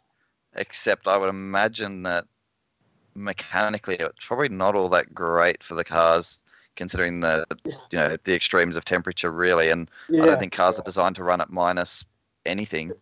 Yeah, especially or jump your super over some snow like Frederick Asbo and that were doing. So yeah, I saw that video. That was cool. That was tough. It was pretty gangster. So moving forward with all of it, what's your sort of long-term plans? So next year you've got the couple of trips overseas, but just keep enjoying it for what it is. Yeah, pretty much. I have like no expectation. I don't want to compete or anything like that. I just want to keep going to. So hopefully if the boys accept me, like a halfway hang spot, because Saul from Low Origin might be coming over. I've been talking to him a lot about coming over for that, as in Jordan Clark from Street Carnage wants him to come over as well. So I'd be sick to drive that, and obviously if the boys have another Bring the Bash, Chevelle, if you're watching, another Bring the Bash, please, because that was epic this year. Yeah, this just all normal stuff that I usually do, I guess, Japnats and Matsuri, and no real big plans, but I am looking forward to them 2 trips back overseas, especially final bout and next level again. So pretty stoked that them boys want to have me back next year in Europe. That'd be epic. Yeah, if you get to drive at final bout, just be really careful of those concrete blocks that they put on the edge of the track over that crest. That's the one thing that they always show is people writing off cars on that corner. Did they say they were going to cancel that event? That was they did. This I don't think any final bouts happened this year. Or there's one, no, nothing at all this year. I think there was one in Japan, but they've cancelled all the other ones. But next year it's back, so that's why we're going to go over and travel to the event. That's cool. Brandon. That'd be huge then. Yeah, it'll be huge for sure, definitely. Yeah. Plus, who wouldn't want to hang out with Hurt and Brandon for 2 weeks? That'd be sick. I probably wouldn't recognize them if they walked in front of me. Really? No. You would have seen videos. I would have seen videos. I think that guy looks familiar. And then it's like, I can't remember where he's from. And that's it. Keep walking. Come on. EG lives in Canberra. It's basically under a rock. Yeah, well, The only thing that I know happens in Canberra is summer nats, so... Have you come down for it? Yeah, I am. I actually went this year as well. Oh, you went in the lame year. Oh, It gets tamer and tamer. If you're keen to see... I've never seen so many chicks hook up. I've never seen so many tits, so many burnouts. I've never drank so many beers in 2 days of my life. Okay, so every year it's Just probably summer nats half plug. in that sort of aspect. Yeah, So, I've heard for sure. Yeah. Like, it was still crazy for me going there to experience it for the first time. Plus, I drove all the way down from the Gold Coast by myself no to way. meet up with my dad's mates. Yeah, which was like 1,400 kilometres. okay, you have to let us know if you come down again. I'll be down. I'll be down for sure. Oh, really? Yeah, I don't even go to some of that. Fink's going down this year. Who is? Fink's going down with the True. Yeah. with the S13 vert. So Mad. Yes, he'll definitely do some good foot-ons on Tough Street. are you going to come down and do the North Circuit event on Sydney Motorsport Park on the 29th of December? Maybe not, because I think I'm going away for Christmas. And that's probably pretty bad time. But even though I'd like to, that track looks sick, fun. So, are you guys driving it? Are you? I will drive it because I can't imagine that I'll be away. But Yeah. I don't know if EG will do it because I'm still in debt. EG's till EG and January. he prefers South Circuit because Drifting. I don't I'd know. love he to. I'd love prefers to South come Circuit. down and drive further down that way, especially if someone organises like a big road trip down to like Talon Bend, that new track. I think that's how you say it, down South Yeah. Australia. Yeah. I think it is. That track looks sick. That'd be mad to throw a big event at. Yeah, hopefully once we're waiting on more details, but hopefully once they've sort of got the first round of their competition out of the way, Yeah. that everything sort of settles and more things start to happen. Yeah, for sure. And then, more of that can sort of take place. I'm Don't hoping worry. to get there for their first round of the comp. Greg's So on it. He's got his journalist hat on and really pushing them for info and Get it, Yeah. Greg. first. We want to know. We want to know. yeah, we want to know. It is definitely exciting. Plus, I think Chevelle posted up something. I was. Oh, I don't know. I'm not sure how public that one's supposed to be just yet. No, it's public. I was just talking It's about. public to his friends, but I don't know how public it is. Yeah. Sorry, Chevelle was just posting up a picture of his new wheels. I was talking about. Not No, what Ty's getting at is it looks like Port Macquarie's got proper race car insurance now under AASA and CAMS, I guess, and they're basically trying to set themselves up for next year and trying to build a membership base. So there should be some stuff coming fully public in the next little while. So jump on and like Awesome Drive on Facebook and Instagram, and then there should be more stuff coming out publicly on that. Basically, sort of package deals where if you buy a membership, you get X number of events in the year. And I think I would be hazarding a guess by the numbers that they're trying to get a whole bunch of money up front so that they can do some track works and things like that, I'm sure, and just sort of secure the future of the track, and then more of that can happen. And look, the fact that place is now looks like it's secure for at least 12 months between November this year and November next year should strengthen the base between Queensland and New South Wales a little bit more, because it really is an easy halfway point. It's even more halfway than Raleigh is, because it's a couple of hours closer to Sydney and only just a little bit further for the Queensland guys. So yeah, definitely. Plus that track is epic, especially like from what the Sunday boys have done by promoting that very well. Like they've just had Dylan ran Glory Days. That looked like it was a sick event. And then in November, produced Auto Boys like Tommy McAllister. They're running Spring Jam. Like there's only more and more events coming from what them boys did from starting that event there. So it's going to be good. Plus, I heard they might be resurfacing it and making it wider as well. So yeah, and hopefully they're doing some work that means that maybe the 65k an hour rule can be lifted, and maybe we can get some proper entries going on the front straight. That's what it looked like. It looked like the Glory Days event. We're sort of semi into news now. The Glory Days event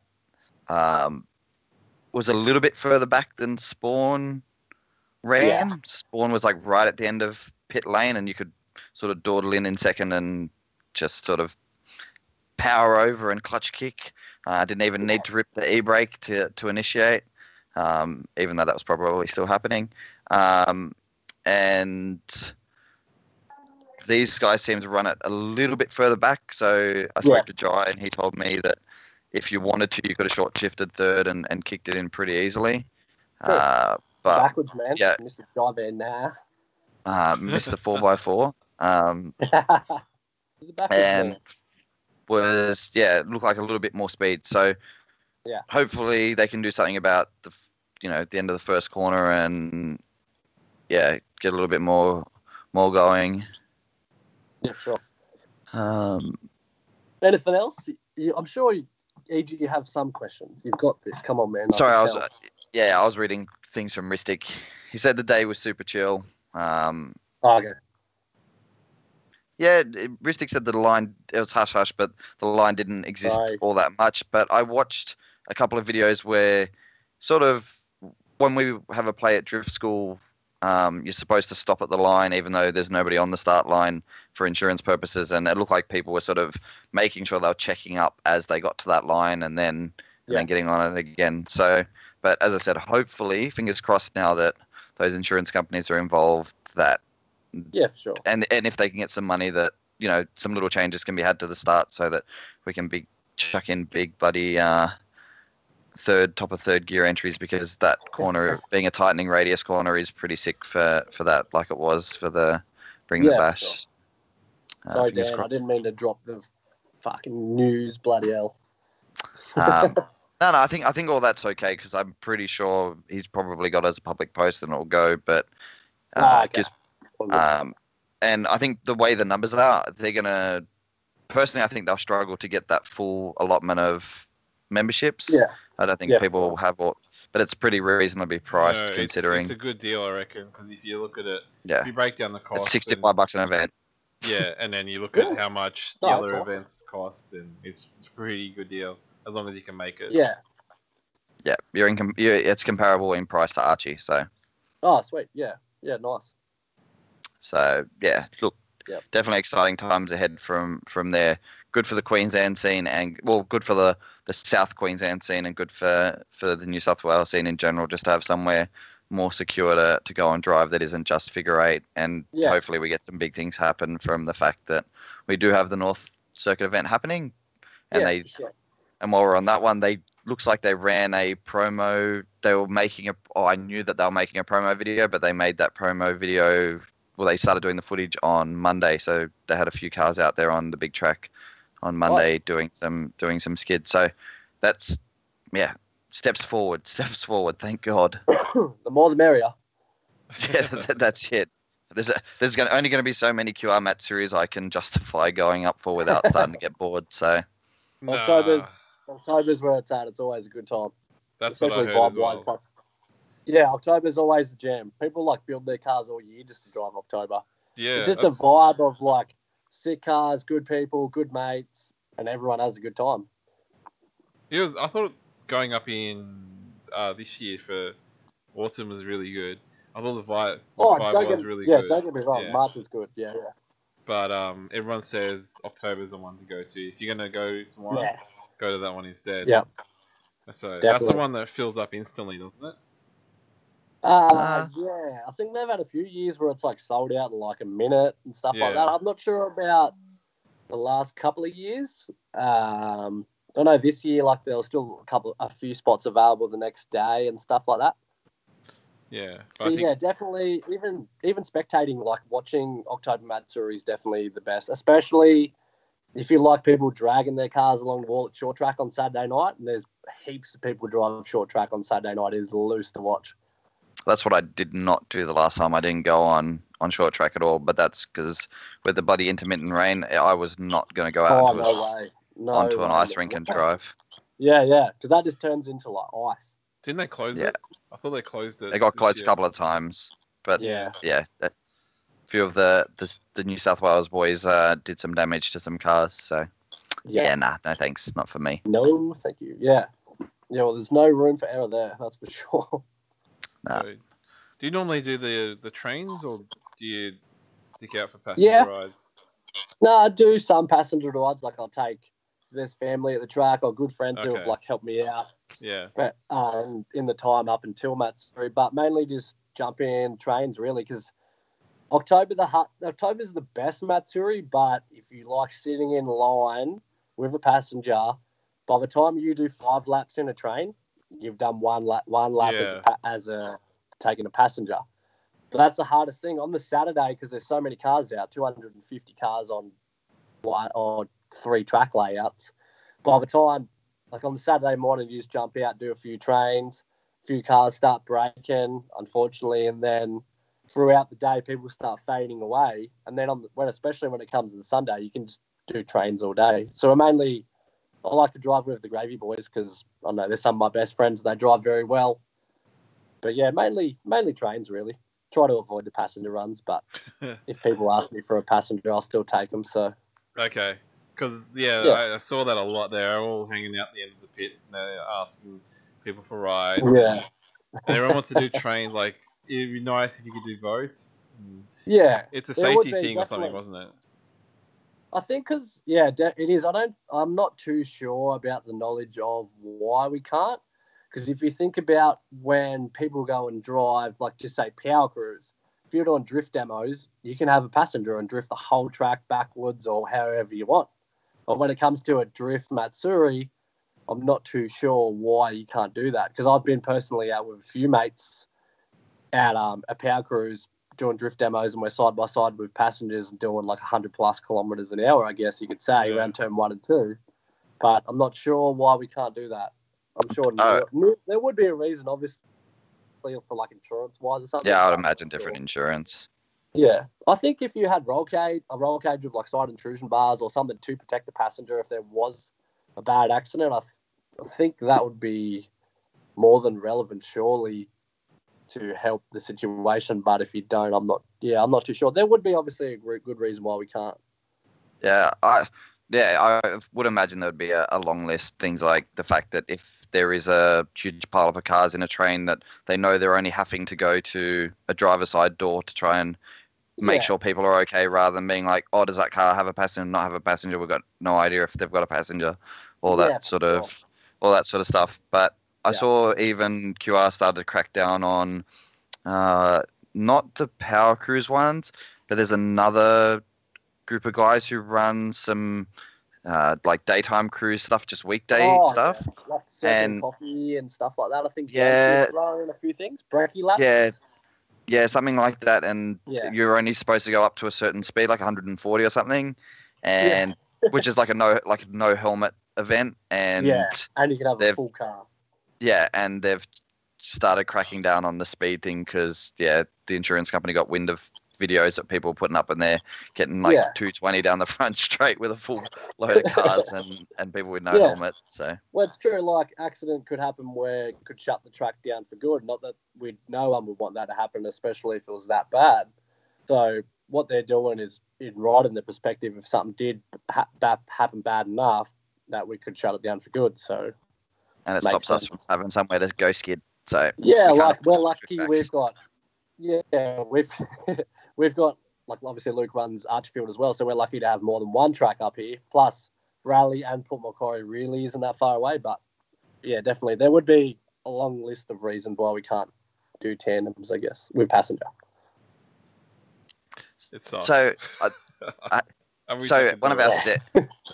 one of our standard questions, and I forgot to ask it while we're on the European topic, did you do any street lamp inspecting while you were in Europe? Nah. Oh, yeah, a little bit. proper session stuff as opposed to just going and hitting, checking a group of lights and then leaving. Nah. So I did with another Oaktree Outlaws member called Jonathan. So when I landed and went to Sweden, I met Jonathan, which is Alex's best friend. He has the RB25 Oaktree Outlaws car with no vinyl on the side of it.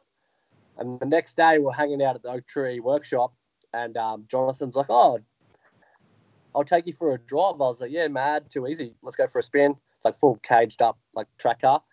Anyway, I've known this dude for like maybe an hour, and he's like, "Oh, we'll just go for a drive." I was like, "Yeah, man." So we're cruising down in like this 80 zone doing like 210. I'm just shitting myself going, "Fuck, I hope this dude can drive." Anyway, slowed right down and threaded this couple of industrial estates, and checked some lights out and checked the shops out in a few different spots in a few different areas where they usually go when they do go. Was it street light? Street lamp inspection. Yeah. Yeah, lamp inspection. That was about it, really. We didn't, because we were so busy and we did so much traveling over there, we didn't really do much of that, even though there is a lot of that happens over there. So maybe on your next trip, that's you need a little bit of focus on that. Just probably not too much vlog on that stuff. No, we could do that. Because the video is uploaded in Australia doesn't mean you don't bring the heat on them though. That's true. That was about it. They do be kicked out. Yeah, yeah, because I did so much traveling. We mainly.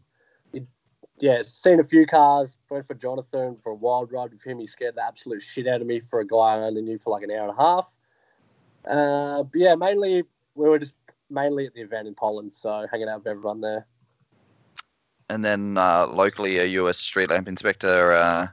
Your car's not your car's not registered, right? Nah, it could be like it's not chopped up or anything like that, but I value my license too much to get to and from work, so I just drive a Ranger as a daily. Pretty boring, but it'd be cool to drive on the street. Yeah, if you want good Queensland street lamp inspecting, follow the boys from Team Kamikaze. Those boys are. They like to check. They're pretty good at checking lights. I'm personally friends with all the boys. They are very good at inspecting lights. Yes, they're pretty good. They're pretty good at checking out nature, like in the mountains and scenic places as well.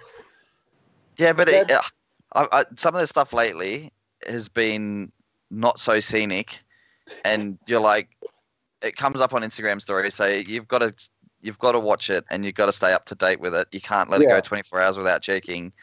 But some of the areas that they're checking lights and linking to make sure that they've checked all the lights in a row are very creative, and you see them do it, and you're like, I'm not sure how they figured that would be a good set of lights to check, but it's very creative. I think the boys are doing a good job. They're very good at checking if there's like a blown light bulb in the light or anything like that. And then what they're doing to the community is very good. So good on them. Good on the Kamikaze boys, Bretto and Finney and all the other boys, Benny, Brayden. Public servants at the best. Not sure we're supposed to drop names here, mate, but Donna, Dancer, Prancer, Vixen, all those guys. Don't know what you're talking about. Yeah, definitely. So anything else on the European trip or any of that stuff that we've sort of missed? No, not really. We won 2 trophies over there. Oh, really? See, you are pro, mate. Oh, whatever. Actually, sorry. What does that say? So it's called the Globetrotter. I won the Globetrotter trophy for the furthest distance travelled to drift. So they made a trophy specifically for you, knowing you were coming. Yeah. Well, I travelled 36 hours, and then if you add on the 15 hours from Sweden to Poland, it's really like 47 hours to go and drive a 2-day event. See, if one of us went over, we'd beat you because we're technically further away. EG would win. Oh, yeah, EG's in Canberra, yeah. Yeah. But yeah, we won that, and so the Low Origin boys were all there. They travelled pretty far as well. They travelled like 20 hours from the UK.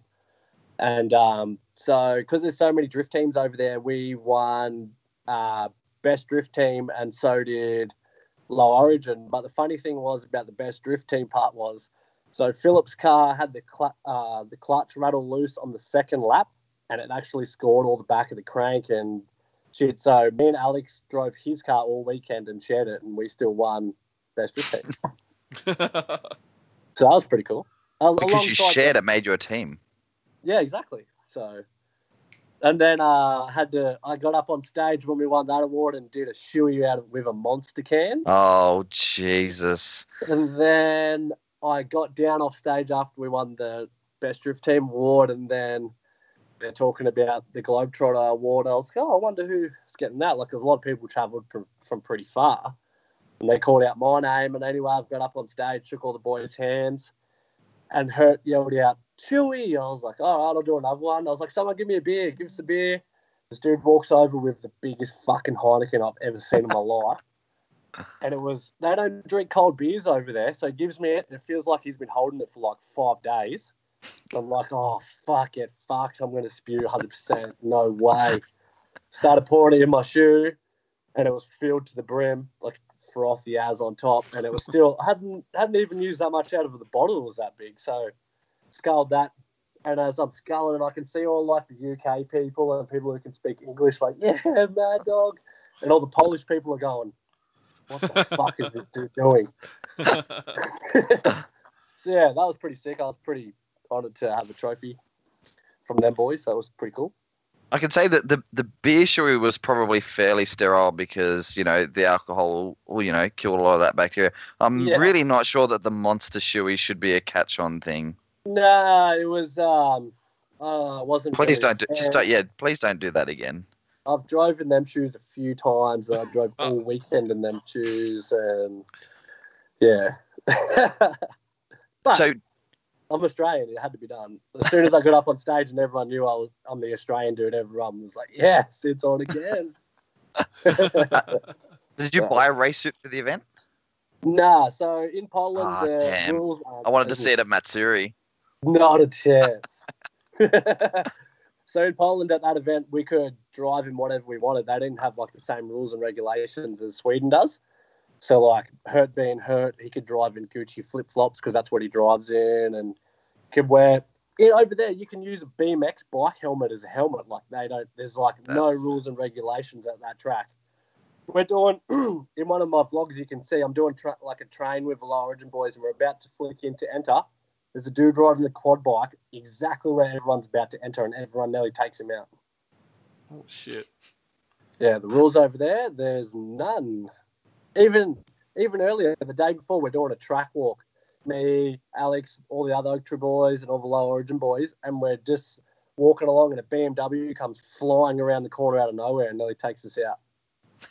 So, does anyone get in the shit while you're on the track? No. What are you doing on the track? No, they said it was cool for us to do a walk if we wanted to because just watch out for the BMWs flying around. Yeah, watch out for this BMW that's doing like 10 time attack laps around. Yeah, so. And that's it. Yeah. Okay. Oh, yeah. Okay. Wow. Our front-wheel drive Honda Prelude driver has joined the chat, and he said, "Was that the event with the rear-wheel drive Prelude?" It was indeed. That dude is an animal. It's literally like it's actually a Mercedes motor. I think it's a Mercedes motor, turbo, no exhaust. It's straight out the bonnet. The screamer's straight out the bonnet. It's like a Vauxhall rear end, front end, and he literally drives it on limiter, drives into the pits, holds it on limiter as long as he can, and he did that all weekend and still drove it home. Typical Honda drivers. Just going, dad, dad, dad, dad for ages. Everyone's just like, oh my God, give it a break, man. And he can't speak English, so he didn't know. Where was he from? I think it's from Finland. I think their drift team's called the Wrong Crew or the Wrong Crew Official on Instagram. I have to look it up later. Yeah, have a look. They got some cool cars, so. Yeah, give them a sus. Give them a sus. Dropping all the Insta plugs tonight. It seems like to be the place to be honest. Yeah, for sure. Yeah, so I think that fairly covers us, right? Hopefully, the big reveal on your car ready for. What about that? for QR Matsuri. Do you want to plug your Instagram? Yeah, it's just Ty Jeff, TYEJFF. The same with YouTube. I kept trying to look up Ty Jeffries, but he didn't come up straight away. Yeah, it's just Ty Jeff from my YouTube channel. But yeah, the Next Level boys are watching, but I wanted to say thanks very much And Alex, you suck. I know you're at work. Yeah, he has been hiding in the He's shitter. been taking toilet breaks. I think he has a to watch. Severe, oh yeah, because he's at work. quite a. It'd be a massive thanks to them boys. It was an epic opportunity. And thank you guys for wanting me to tell my story of Europe. I think a lot of people want to know. A lot of people want to know how you got there and what happened and things like that. Yeah. And that, you guys only know some of the tame shit that happened. Some of the other stuff is probably not a good idea to put on the internet. No. I think you should put it on there. We could. I don't think some people from around the world wouldn't be very happy with me doing it. This is the thing about not pissing people off. Yeah. Exactly. Right. Yeah. And people have like reputations. So I'd do it. That sums up who I might be talking about. So. But yeah. Yeah. Look, I'm excited to hopefully run into your door and have you run into my door in 3 weeks. Oh yeah. That's soon, eh? Oh, are you doing a big reveal at QR Matsuri? Or can you cut? When I get it back from pain, I'll post it. Do you want to come you should come to Archie on Thursday. Oh, I've drove Archie once, and that would not be a good idea. Are you a bit loose, are you, mate? Hell no. I'm a bitch. That's the point. I look like a pussy. No, you should come. It's my 30th on the Wednesday, and I'm driving up to be there for Archie on Thursday. So it's basically my birthday. I might have to pick up some people from the airport that night. That's the problem. What time would they be arriving at? They might want to come see Archie. Oh, that's actually a good idea. 2 birds, 1 stone, mate. That is actually a really good idea. I didn't even think of that. I'm not too sure just yet, but okay, that could be a good idea. Okay. Are you drop off in camp Friday night at QR? Yeah, we'll be there Friday afternoon for when the gates open and stuff like that, because we're going to bring a couple of cars up from down south, so they're going to get taken on a tow truck and stuff. So, yeah, we'll be there Friday afternoon. Yep. See you at that one then. Yeah, for sure. All right. Well, I don't know if you want to stay on and talk some shit. We're happy to keep you on while we talk a little bit of shit if you're interested. If you want to go and ditch us, we're more than happy for this. I don't know any. You guys talk a lot about like competition news and other events and stuff like that. I don't know anything but grassroots stuff. I don't really watch competitions, so. You can always chime in and tell us we're retarded. No, I usually think that anyway when I'm watching the clip. EG's the smart one. That's because I don't say anything. That's because he's yellow with slanty eyes. He makes him automatically smarter. Fucking look at this shit. Again. God. This is white as my iPhone charger. Just line it up again. Yeah, comparison competition. Get out of town. No, it's all good. Thanks for having me on the show and everyone else who tuned in. Yeah, so I would love to stick around and talk about competition stuff. But I don't like competitions after driving Drift Masters and crashing a friend's borrowed car into another good friend's nice car. You did Drift Masters? Unfortunately, he's interested now. Oh, how was it? What did you think? Because I really didn't hear much about it. That's all. Oh, okay, yeah. Well, it was really good. I did really shit, and that was about it. No, it was ran really well. I've never competed in any competitions before, but with the prize that was available for being an amateur driver, I thought I'd give it a crack. But at Bring the Bash, I decided to kill bearing number 4 in my SR, so I borrowed my best friend Zach's 1.5J S14, and then I think 3 days before the event, he sold it to another good friend of mine. So I borrowed that. It was a really good event. It was laid out very well, and like I've drove QR like a fair few times and that run, but I didn't enjoy the fact driving to how other people want you to drive. That's the kind of part I didn't like. But Rob did a very good job of how that event was run. Okay. Massive crowds, and it was cool to see like professional cars that I've never seen before, like Jake Jones's Beamer. Yep. Like stuff like that. But yeah, I crashed out in round 3, I think it was, into one of my good friend Joel's 180. So it was good pretty time. sad to see that car on a trailer. Yeah, just snap the LCA, fuck the wheel, fuck the camber top, coil over, rack. Again, Good back to this times. pro drift thing, mate. That's two events you drove in 2 other people's cars since in the time that you haven't driven your own car. Pro so when drift, you come mate. up from Matsuri and you're like, hey man, how's it going? I'm just gonna go, I don't know who you are, man. I'm just gonna walk past you. I'm just gonna run up behind you and give you a hug, and people are gonna be like, I "What's suppose going on here?" Good friends in good places, I guess. But yeah, Drift Masters was good. It was just good atmosphere as well. Like I said, I don't do competitions and I don't plan to, especially after that. Being an expensive weekend itself without crashing your friend's car, or your friend's car and one of your other good friends' cars as well. So crashing into both and destroying everything. But yeah, it was good. It was cool to, especially it was like the judging criteria. Rob wanted you to do the line. He wanted you to do what you would expect if you watch a lot of drift competitions. And then Cole Armstrong was there. He was like, I don't give a fuck what your line is. I don't give a shit. Like he was talking about chasing. He's like, I don't give a shit what the line is that the lead car's doing. I want to see door bashing. That's all I want to see. And everyone's like, sweet. So who was that? That was Cole Cole Armstrong. He was Judging. judging Guest as judge well. for Okay. yeah, with Rob. Yeah. It was really good. Plus there was no you didn't have to qualify. It was like a round robin thing, like you all versus someone different. Yeah. Yeah. So, It's for not me, really it common was, style. Yeah, it was good for that fact. Like my first round was up against Logan Waterhouse. He has like a K24 120 wide dado. Yeah. Yep. Greg's one of his best We know one. friends. Yeah, we know 100 horsepower Logan. Yeah. Yeah, Logan's good. Dude. 101. 101 horsepower Oh, Logan. yeah. Sorry, he does, not he in does that good. car, in his old car. Yeah. Considering what it is, like he does really well on that little buzz box. Hey, he won the last round of DCA. Yeah, I was there. Oh no, I was there at Cash King, so not that one. He didn't even yell at me or throw anything while I was up on the judges stand, mate. Because you would just give me shit for being a pro drifter.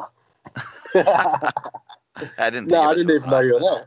But that's the day I landed from Europe. I went from the airport to high tech to my house. Excuse me, sir. Please don't swear on our stream. I went to Cash King. So yeah, I was pretty jet lagged that day. Living the drift dream in Queensland. I guess. But yeah, good times. All right. Well, we should let you go because we've smashed it for an hour and a half. Yeah, that's all good. Thanks for having me on. Yeah. And then, thanks for coming on. well, we're going to be harassing you a little bit more next year, mate. Yeah. Yeah, I've got a couple of events to go to next year, so there'll be more tame times to talk about. Yeah. And hopefully Really a few more interested to hear more about Final Bout, because I think it'd be huge. It's my gut feeling is being in cancelled for the year. It's going to be massive. Like everyone just like you have to go to this one.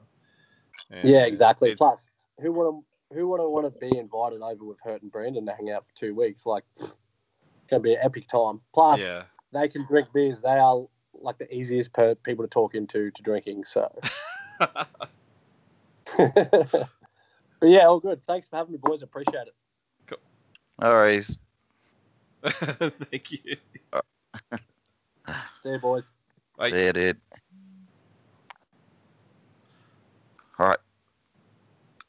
That was cool. Very cool guy. All right. He's very positive, which is good. Yeah, honestly, the first time that I met him, I didn't know of him, and I've waiting in line at Bring the Bash, and he looks over and just starts being like, "Hey, I watch the show every week," and he's like yelling through the windows as we're staging in line. And yeah, as I said earlier, like that's when it sort of hit me, like, oh, we actually have a little bit of reach to people we don't know, which is a little bit scary. And we're sorry that we do this to all of you, but thank you for being supportive. And yeah, Ty's sort of a testament to that. That yeah, building a little community grows into a big community, and then yeah, who knows? You get invited overseas and get to drive an event for nothing, and yeah, see some crazy and cool things and meet some cool people. So yeah, keep networking because that's it. That's all you can ask for. So a little bit onto the news, I guess. FD Texas, second last round of FD was on the weekend. I don't know if you managed to catch up on much of that. I only watched. I ended up only watching Pro to that's not okay. And battles, and that's it. And I didn't watch Pro. I don't know what happened. What did you think of the track? I know you weren't overly fond of it. No, the track's got cool bits in there, but I think it's the criteria, which was, I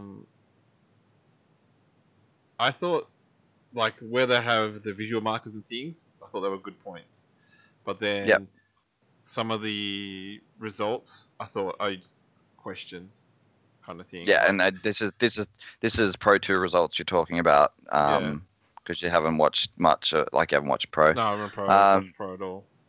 Yeah, I didn't bother watching any of Pro 2's qualifying because, yeah, not really all that interesting to watch, and just sort of buzz my way through the battles as quickly as possible.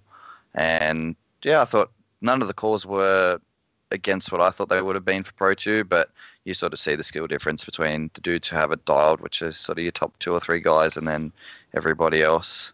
But then Pro ended up being Waterhouse final again, with James breaking on his chase run, which is the second run of the final. It sounds like he blew a diff or a drive shaft or something. The car still was able to run under its own power. One by default, and then did some doughies around James once he got out of the car. I felt like I got cheated. I sat there for like 3 hours watching this top 16, and then the final battle ends up being a dead car again.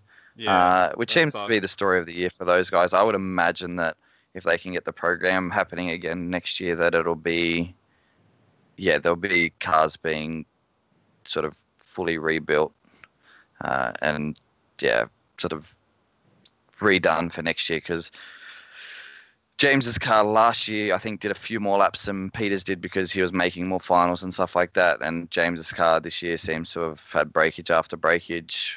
Peter's car seemed to hold up okay, but I think the cars are starting to show how quickly these cars tire under the stress that they're sort of given. But I thought overall pretty good event. I think what I would have seen would have been different with Pro to Pro 2, because Pro generally has higher horsepower cars, and that's what I kind of saw was being rewarded in Pro 2. Not so much a high horsepower, but like what they were doing was like a horsepower line, if that makes sense, as opposed to definitely. And that's the way they've got that track is way less horsepower than the other layout that they used to run out there requires. They used to run it the other way, so you know where they came along that wall? Yeah. They used to start where that track goes straight instead of doing that little hairpin. They used to start far down there and then come in and enter at that little S's, and then slow up and then do the first hairpin that they do backwards, and that's the end of the track. And that used to be the one that they used to sort of, I guess, similar to what was done at St. Louis, and that used to be their fastest layout. But because there's that straightaway and them getting lost in the smoke happened a lot in Pro 2 between the hairpin and the S's. And when they used to run the old layout, people were just getting, you just couldn't see it through anything to get into the hairpin, especially with them wanting to run into the night. You just, and I think that was part of the reason for the turnaround. And then there were a couple of... Yeah, I think this layout has good points in there. Yeah. They, it's funny, you watch the Waterhouse boys and they're doing like big faint flick entries. Like they've really brought the aggressive sort of hard onto ankle, fast on ankle entries in, and then you've got a few guys who are still doing the real mundane, just slowly pitching on the angle, and they're allowed to do that. It's choice of entry, but yeah, it does show. I don't know, the flair of driving aggressive from the very get go to the end of the track. Seems to be what's pushing these guys to the top. So yeah, I thought overall good event. James Dean's extended his championship lead by a few points. Osbo was in the top 4, so that still kept it tight. But James took out Osbo before the car broke in the top 4, so that's currently your top 2. An interesting one is that Chris Forsberg still can't keep a VQ motor together with his twin turbos, really? And he's basically said at this stage he'd happily go to a Mazworks SR20 to keep the car all Nissan and actually have a motor that works. Oh, is that what he wants to do? All Nissan? Yeah. So he wants to keep it all Nissan because I think the car was originally factory backed and sort of to keep that all on side. But yeah, he's even spoken about rather than going back to the VK, which he had pretty much maxed out and had the highest VK Nissan V8 on the planet, but it was pretty limited. He would seriously consider going to a Mazworks SR20 just to make sure he was cool. Finishing events. It definitely would be cool. If he does that, that's something very interesting to watch, just to see how it goes. I'm sure it's something that he said in the heat of being grumpy, but yeah, it would just be SR20 back in. I think the only 4-banger is Osbo in whatever. I swear there was a S14 there that had there was. Yeah. It was David Briggs. David Briggs from Canada used to run a Mazworks 2.2 stroke. It was one of the guys that have been out for ages. Been in for ages. He normally does suspension, he does a suspension workshop or something. Oh, no. Phil suspension guy has always been V8s. Okay. Because I know he changed over because it's this can't keep up. Yeah, and then, no, he was just low-powered V8. But Yokoi was SR20. No. Really? I thought it was 1J or 2J. No. Yokoi, I'm pretty sure, was SR20 when he was in the States. Because he built a car especially for the States, and it's you need big car. No, I'm pretty sure it was because there's still cable handbrake and all that stuff with Yokoi's car. Yeah, but you don't need hydro. Yeah, you don't. A lot of people say you don't need hydro, especially that. You don't need power. lots. You don't need lots of things. So, but it's good to have it. Hopefully, someone knows what Yokoi had, but. But I'll get no comments. Okay. No, we've become boring. We lost Ty, so that's it. The audience is gone. Yeah, it's dead. A few people go back and listen to it, I'm pretty sure. So, but the topic I wanted to get onto was, even though we lost the audience, but we can debate about it, and then if people end up listening to it, they listen to it.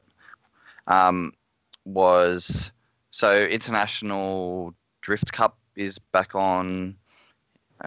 Since September. Is it this month? The driver list. No, it's in November. The driver list was announced. November. And then, I think there was a lot of comments.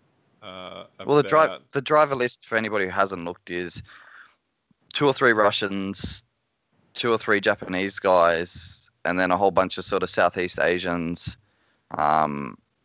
A couple of really random European. Yeah, probably we bring it up. I know it looked like a good mix, I thought, from it looked like a good mix from the list because there's a whole bunch of different country codes. I don't actually recognize what each code is, but it looked like a good mix. I did sort of see, you're right, there's more Southeast Asian countries than there were anything else, but that makes sense because that's where the competition's being held. Yeah. The one that I did think was cool was the fact that there is a Team Korea, only one car, but it's a Hyundai, and so that's that to me is cool because it's you expect Japanese cars from Japan, but I don't know. It's just cool to see a Korean team with a Korean driver in a Korean car. That's cool. So it'll be interesting to see what comes of that. But I like that. That to me is something that I think is favourable to drifting.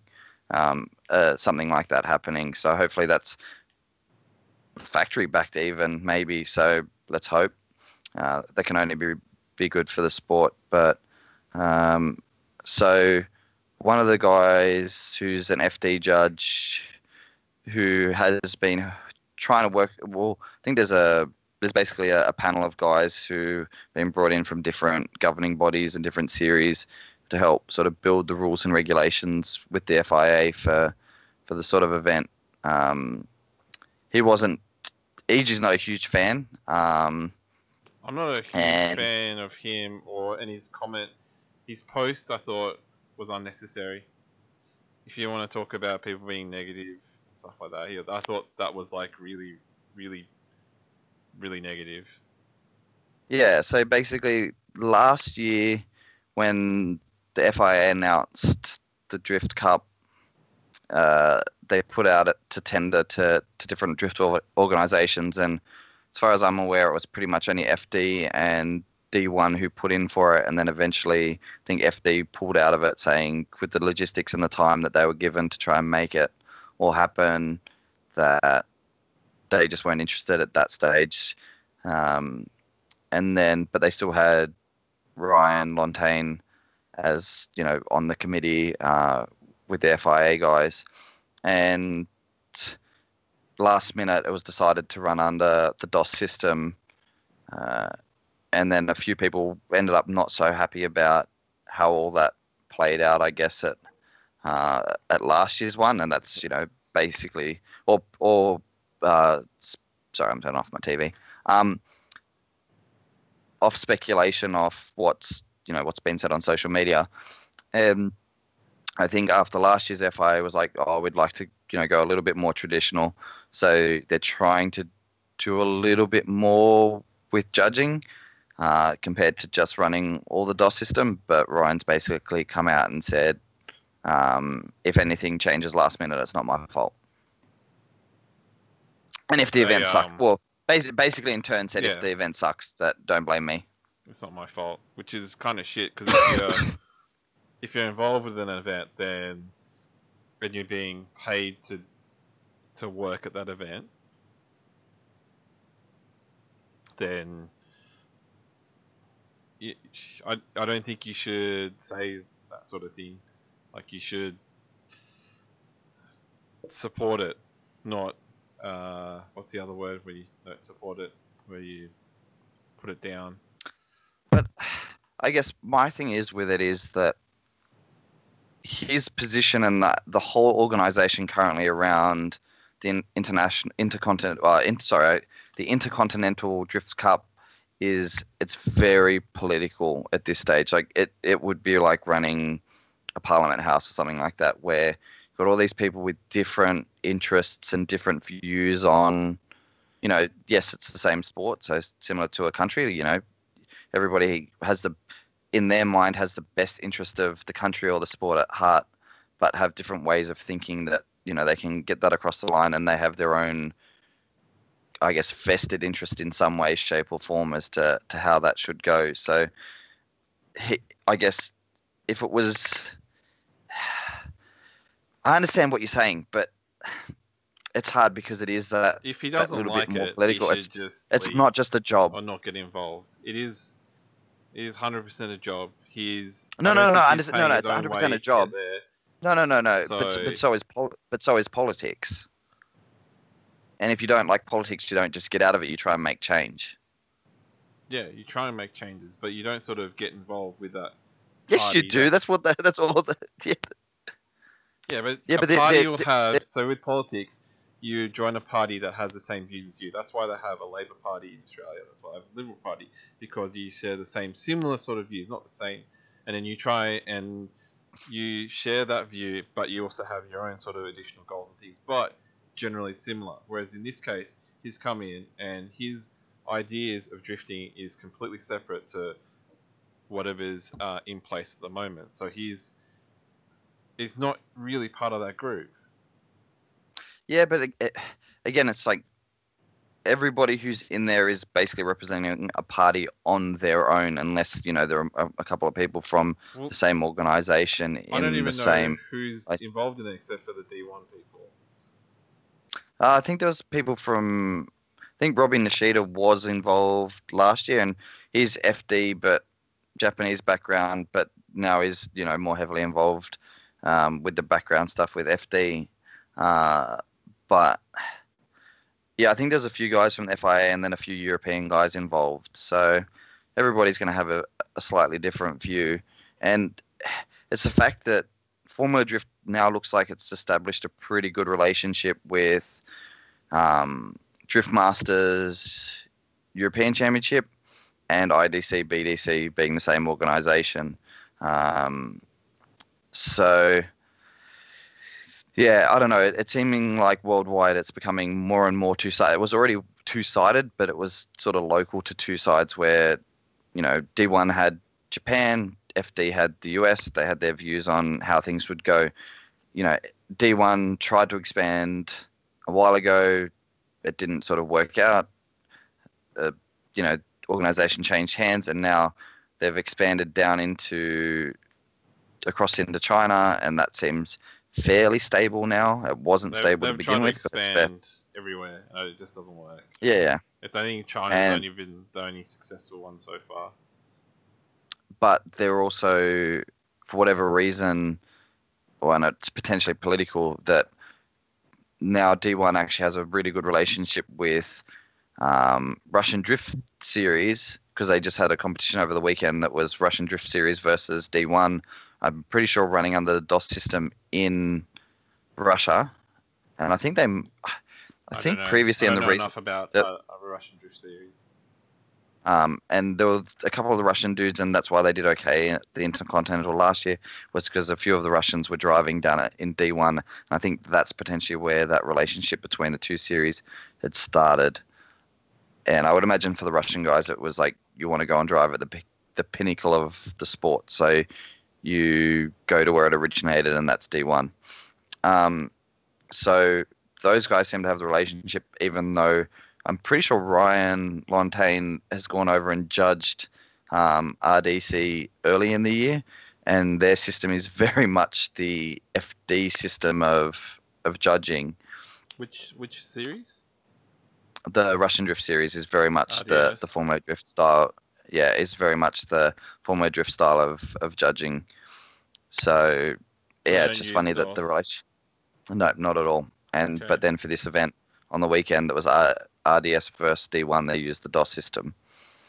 So yeah, it seems like there's two sides internationally that are starting to pick up more and more. And I guess you wouldn't say that the relationship between IDC, BDC, European Drift Masters, and then the FD administration, I wouldn't say that that's been turned into an FD sort of stronghold. I'm pretty sure it's they cater to their market. Call it an FD style, because what's the difference with IDC and like what makes FD style an FD style compared to IDC and RDS being so for me, Russia goes a little bit more towards the bigger horsepower tracks, the same as most of the FD season, where IDC, BDC, European Drift Masters tends to, they're stuck with smaller style racetracks or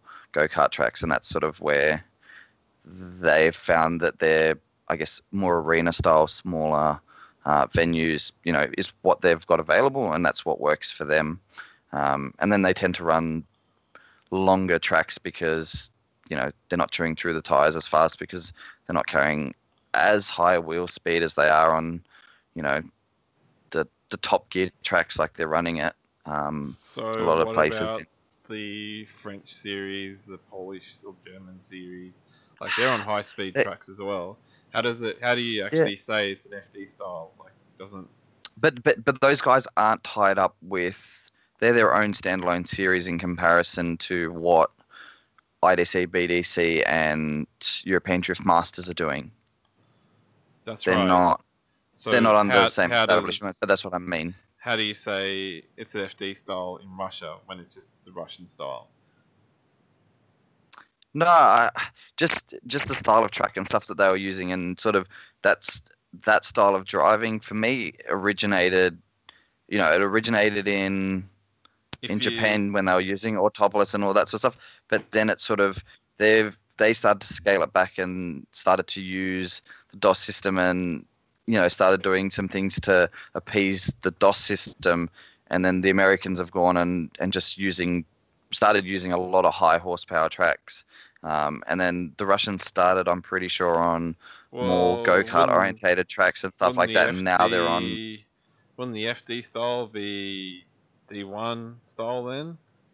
By that logic, because D1 was on more old school. Autopolis, more old. things like that. Definitely more old school D1 style. But D1 then moved away from that and sort of went to a different.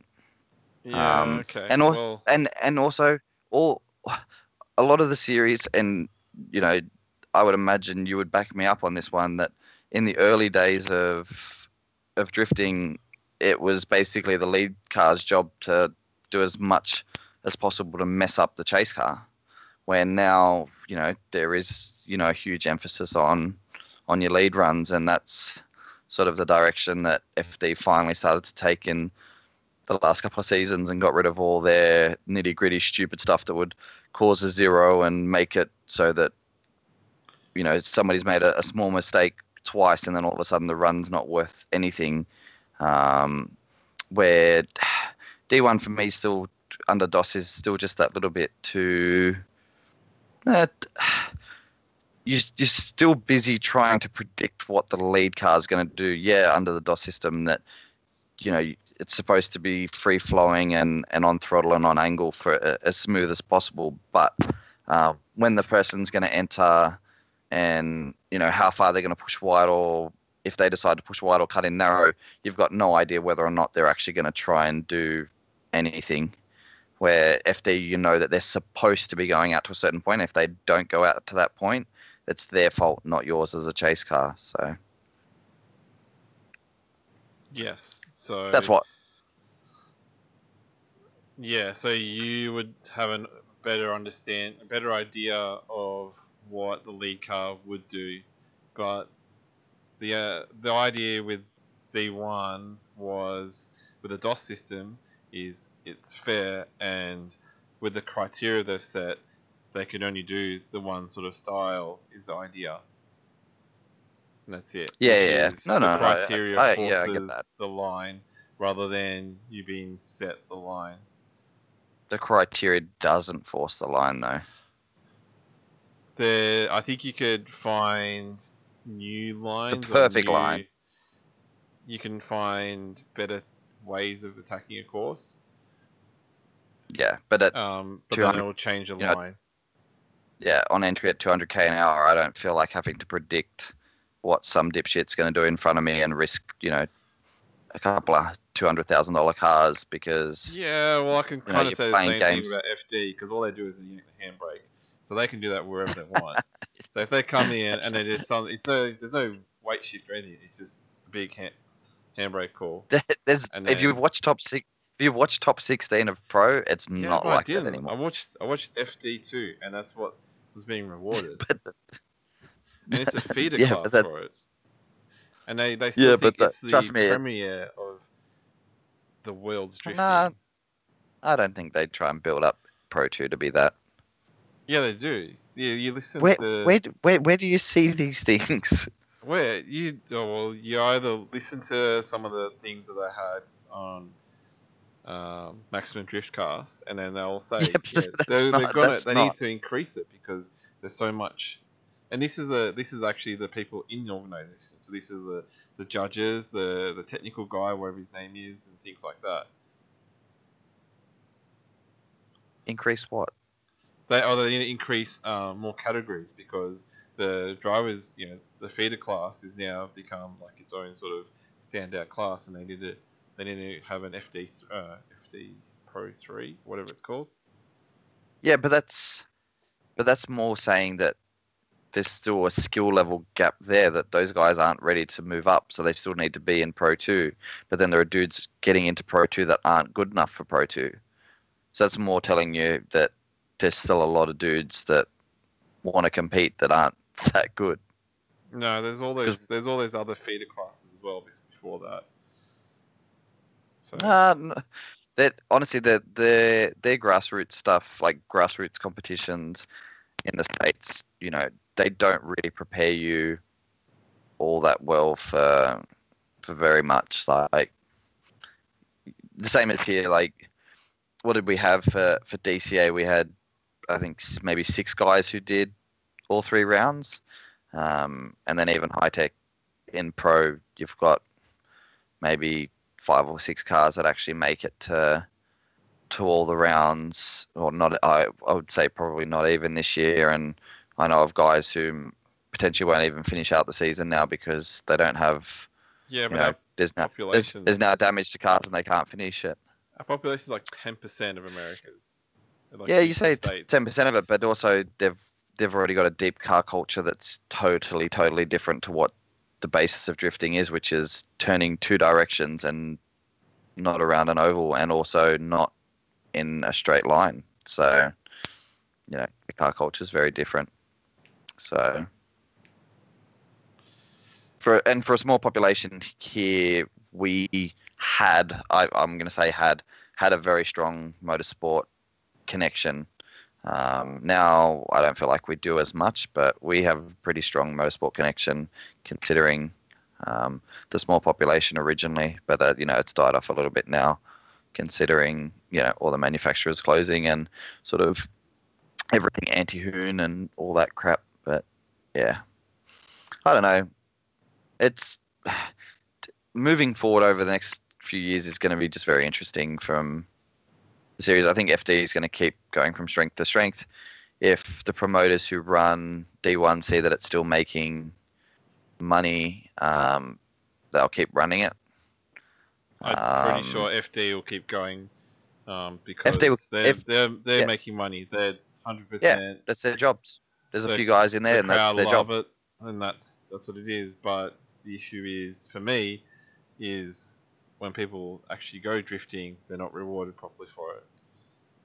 So, yeah, I think you need to go back and watch some. And again, there was some funky calls. I thought, just sort of decisions went the way that I thought they should, but then one judge had sort of swung it across the other way. So, things like that are always going to happen at events. Like, we got abused at Cash Kings by some of our friends because of calls we made. So, it's part of the sport, really. Everybody's going to have their own interpretations of how situations went. So, as we keep saying, hopefully, eventually, something like a drift bit ends up in all cars, and you've got that little bit more data to go to. Yes. So, I think DOS is the fairest system. Because, currently. Yes, but I still think DOS needs improvement. So, it's not the answer to it, but I would prefer a system like that rather than having a human judge for an international event like that, if that makes sense. Because you look at, I know no one really says it, but it's all sort of said in jest, but you know how like IDC, there's no international driver that has been able to knock out IDC, and it's like, it's pretty funny because like there's a lot of good drivers that have been over there, and some of the calls and like the fact that someone like a Mitch Lana now, who's done it consistently, I think has potentially should have pushed himself to the top, has I think been stifled a couple of times. So yeah, it's kind of like that. If you do it like that, there's the human part of it, which they can reason it out, which is okay. Like they have a reason, but they can make a justification. Yeah, if there was no human aspect of it, well, not no human aspect of it, but like if there was some other indicators that was a lot clearer to back up that sort of decision, then yeah. But then again, you look at things like I keep forgetting the name of the event in New Zealand, drift shifters or drift sliders. Shifters. Yeah, drift shifters. Yeah, where it was like completely electronic, I think, and that resulted in some funny scores being produced because of the criteria. So even though they did the requirements, it just didn't sort of. And so that's why I think the DOS system is fair, but it needs to improve, and it takes away sort of the subjective part of it. I think as soon as GPS is, right down to, within millimeters or whatever, that some more interesting things can start to happen. But that, that technology has got to be super predictable, and because and consistent. Yeah, but and that's something you'd have to face, or that they basically at venues have to be able to set up towers with some sort of camera or whatever above, it's placed all around the track from an above angle that can. I guess you don't even need GPS necessarily. You could use your own tracking system on the ground that they bring with with themselves. But again, like, that's a huge cost when it's probably cheaper to pay 3 dudes to show up to, one of them to be a full-timer and then pay for 2 other dudes to show up to 7 events a year than it is to come up with some sort of technology that, and all that, all that scanning technology exists already, but you're talking stuff that's worth hundreds of thousands, and then you've got to reprogram it to be purposed towards, drifting specific. So yeah, it's at this stage it's fairly unrealistic unless somebody with a crap load of money comes in and goes, I can make this thing cool.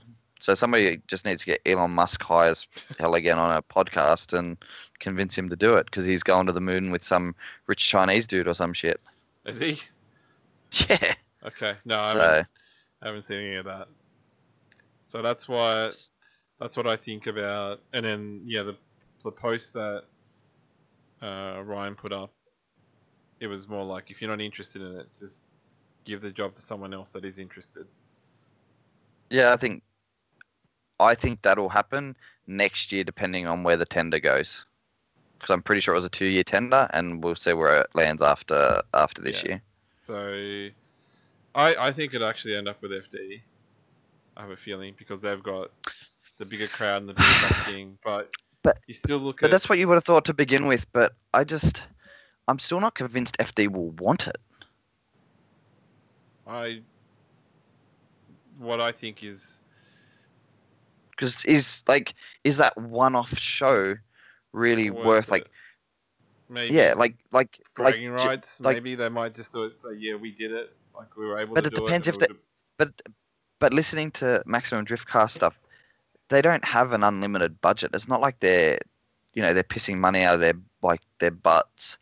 Like, they're scraping by to make the series work and then be able to pay their certain number of guys who are full time a decent wage to keep doing what they enjoy doing, and never having to work a day in their life because they love their work, sort of. Yeah. That whole spiel. But I guess living the dream for everybody. But yeah, I'm just not sure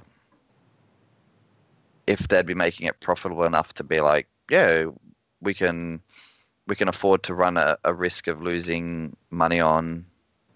I think after seeing the event run by D1, they'll probably have their own ideas, and they'll do like a Long Beach style thing. Remember when they did the drift comp after the week? Yeah, after? they always. Yeah, and that still happens. What I think would be cool would be if they did do it. So FD was supposed to go to Vegas this year instead of Irwindale, but then Irwindale's reopened. All the development. Reopened, all that stuff, would be to take the Intercontinental Drift Cup to Vegas and make it happen in Vegas. that I think would put it, and even at say SEMA or something like that, that would set it apart, and that would be a bigger way of doing it, I would imagine. Like, I think that to me that would be the ideal. I don't think you could beat that really in any way, shape, or form, unless you were to do some retarded, crazy street course in the middle of some massive city, like in the middle of Tokyo, or not that Tokyo is probably a great place for it. And I know they already do the car park events in some of those places, and they pull an okay crowd at them. But in the streets of London, in the streets of somewhere significant, or else the entertainment capital of the world, and do it in Vegas would just be, I think would be the pinnacle cool. of. Yeah, I would probably try and find an excuse to go on a Vegas holiday if that was to be an event that was actually going to happen. I think that for I think for a lot of people that would just be a good excuse to go to it. So look, I guess putting it up for tender each year is smart. It's just, I think, a shame that the FIA couldn't just pay a few people to come in, manage it, and then move it around each year and just ask the governing body in that area. But then I guess there is the two very distinct styles of judging currently. There's either a human judge system or a computer-based judging system, and they don't cross over in any way, shape, or form. Where if you went, hey, we're coming to Japan for this year's event, D1, can you help us? Well, no, you don't fall into line with our values of drifting. Or you start using the DOS system and you go to FD and say, hey, we're coming to the US. We really want some help setting up an event. And they go, well, D1 said, hell no, you can't use our DOS system outside of a D1 event. And FD's gone, well, we don't have anything like that. So now all the drivers who are wanting to commit to that event each year or hoping to make it to it are just really bloody confused. So, yeah. Yeah, it's interesting, and it's a bit of a shame, and I'm surprised and not surprised to see no Aussies on there. I thought maybe some people would potentially have a crack at it, but hopefully next year, considering the price wasn't actually all that high. No, it wasn't. It included shipping for cars. I don't know if that was one way or two ways, but did it? Are you sure? Yeah, there's some shipping involved. I think the FIA's potentially come on board to try and help make it happen and see if they can. Weird that FIA got involved at all, like with drifting, because it seemed like for ages they were not interested. Oh, they're trying to make money.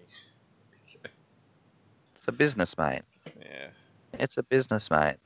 Cams is the same. It's a business, so eventually Cams will start taking more looks back at drifting and simplify things, I'm sure, as the years go on. So. As soon as there's money involved and people start to lose money and they can refocus on where they can get money, they're going to go look for it. So, which in some ways is a good thing, because then they start to realize when they've come in, couldn't do what they wanted to do it in the first place, had to go away, and then they have to come back. The organization that they're coming back to now has more power. Like the discipline now will have, like say somebody like a Cams comes in, they're going to have more power because the drifters are going to have more power because they can be like, we came in the last time, your shit didn't work because we can't afford to do what you want to do, but you still want to make money out of us. Change the way you run it and change your regs. Yeah. So we can only hope. So see what happens. I still think that was a bad post, but that's my opinion. Yeah, I think it was annoying that all the US guys commented, "Oh, there's no US drivers fail. I'm not watching it." I don't think anybody actually wrote they're not watching. Yeah, they did. But I think they did. 100%. But you got to remember, for them, that's almost them more disappointed at their drivers as well for not going. No, like that's them. But they would have gone and looked. They would have gone. But they've gone and looked for that list or had that list pop up. They've gone through the list looking for an American or a North American and then gone, oh, there's nobody there. Well, I'm not going to bother. But that's and that Why is it a all fail? relates back. Why would you blame the event? Like Well, you yeah, would but say that's it's just. But why. people put as soon as, oh, you painted your car the wrong color, fail. Like, Jesus Christ, like, get over it. It doesn't affect you personally, so don't feel too special. But yeah, look, hopefully next year more things can happen. But yeah, we shall see this year. And look, honestly, I'm hoping, fingers crossed, that some of those Southeast Asian dudes can take it to the Russians and the Japanese, because the Russians and Japanese are going to be the best drivers there. Well, you've got And like Charles and stuff like that. Charles. Yeah, Charles is. I reckon if his car actually runs, Works. yeah, because it's. I think every Yeah. time his car's always failed him during the competition. And then there's Pon as well. So he is qualified, but then I don't know. He knocks himself out, like does Yeah. something dumb and drops a wheel or. But again, a lot of those guys are Japan-based competitors. Well, they drive in Japan. I think that helps them. And if you want to be competitive, then you need to know and understand what the system wants. Like if you can't actually do it, then you should study it somehow and try and understand why this guy, through videos, you think this guy actually scored well. But I think that's also like my issue with running a international competition under that system, where people just don't get enough time with that system. Like, you brought up when we just had a chat, like, how did I feel about skating, which was completely subjective, or not completely subjective, but if a human didn't want to give me a level or a score, they didn't have to. They could come up with some justification to not give it. Yeah. But at least, you could sort of try and get into the mind of that, and there are set rules, so you could still always go back and protest and argue a point, and potentially that the person would be reprimanded before the next event, but you could compete multiple times and then learn what they're looking for, not looking for. Where when you're showing up to the biggest event of the year, spend a whole lot of money to go to it, and you're not sure exactly what that target is you're aiming for, it's a lot of investment to not be sure. So yeah, but I think it's the same thing. That's my issue with going for the D1 guys going to America, because you look at who's the guy at the moment now. But you could go and drive. But you could go and drive Ebisu circuit series in a missile car and get it back underneath a human judge system. Yeah, but there's different requirements. So that's what I'm saying. But I'm saying you've got access to that style of judging. Like you can get back, you can get your head back into that mindset of like trying to drive clips and all that sort of stuff. Like that's all still there. Where trying to drive to a computer system that you need to go and drive it, be like, what did I do? Yeah, but it's not what scored it? Give me. Let's go try again. Because if you look at what I watched in FD, it's not the clips. It's you what watched you're doing. Pro 2. That's not. It's still scored the same. Why would it be scored any different? It's just scored lower. So instead of getting 90 plus, they would be getting scored like 80 plus, if that makes sense.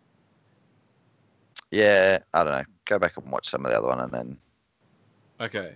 And if I say the same thing, then I'll tell you full of shit. Okay. Cool. Nah, I won't, but I probably will. So yeah. World Time Attack is 4 weeks away. 4 weeks away. 4.5 weeks away. Yeah, we're getting close. It's the weekend after QR Matsuri, so a lot of people gearing up for that now. They haven't done a huge amount of driver announcements. I'm waiting to hear more. I keep seeing the Nakamura post for some reason a lot. Yeah, they're hyping Nakamura. The worst part with the Nakamura one is that they made that decision really early. Like that's been since January. Start of this year, I think. Yeah, like really early. Like since I found out at Mount Gambier, I'm pretty sure. No, I think I was a bit later. But it was like right near the start of the year. Yeah, like it was pretty early, and then it sort of came out via social media by people, by sponsors, basically, not by Time Attack and not by Origin. So it's sort of like a reseller of Origin announced it. I think that was kind of a lame way of. It's good that it's kept the hype up, but I think that could have been announced a whole lot better. The thing I'm most excited about currently is not even a drift car. Well, it was a drift car. Is Bo Yates's 8086 that looks like it's being turned into a Time Attack car. Oh, really? Yeah, if you go and have a look at that, the whole front end is now dry carbon fiber. And there's been a whole bunch of tweaks and stuff to it. So it's looking like that'll be driven in Time Attack, and it'll be interesting to see if it's driven in Pro by somebody else or if Bo jumps in and drives it in Pro-Am. So, yeah, if I can try and get him on, I might actually really push to try and get him on because it would be very cool. As you mentioned, Nakamura, there's a picture of his car on Facebook. So that one will be interesting, and it'll be interesting to see how he thrashes. I'm also very interested to hear once they've announced who their judging panel is, because the judging panels the last couple of years have absolutely sucked. Can't stick to a criteria. And yes, I could say it because I was in the driver's briefing and then watched the event and was spotting for a couple of drivers and went and asked judges for feedback, and they got told by one of them, yeah, whatever. So yeah, and then they said feedback in Japanese, which didn't seem to relay very well. Yeah, I wasn't speaking to a Japanese. No, you could just hear it through the commentary. So even I think the microphone was up there, and I was trying to message people at the event, but yeah, I guess messaging is probably not going to reach them. They're probably not checking their phones when they're lined up. So we're getting it, but yeah, look, hopefully this year a little bit more clear cut on some of that stuff, and hopefully they start getting some bloody drivers announced, because currently. Are you looking at their webpage? Yeah, I'm gonna have a quick look. If I try and look now, then I think the stream will cut off. It's all good. Facebook stream will keep going. Yeah.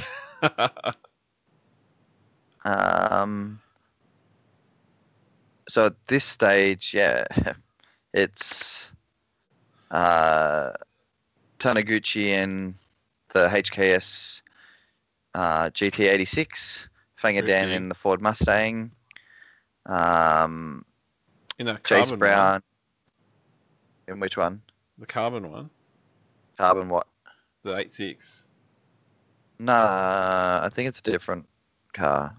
Maybe it's carbon. I don't think it's carbon. The one that's I think they have like a time attack car too, right? Yeah. No. There's another one. Okay. Fangadan in his Mustang, Jace Brown in the Boss fronted 14, Jaron Olive Krona in the V12 14 from New Zealand. Is that Aristo coming back? Fat Boy or whatever? So that guy is the one who's driving that Falcon, Rocket Bunny Falcon S15 that got announced the other day. He used to have that. That was his car, and he's sold Fat Boy now. And so Fat Boy's not coming, but that guy's coming back in another car. Okay. And Danny Probert in the XD Falcon from up in NT. Oh yeah. And then watching video. He only just got it running a week ago, like on the road. I think.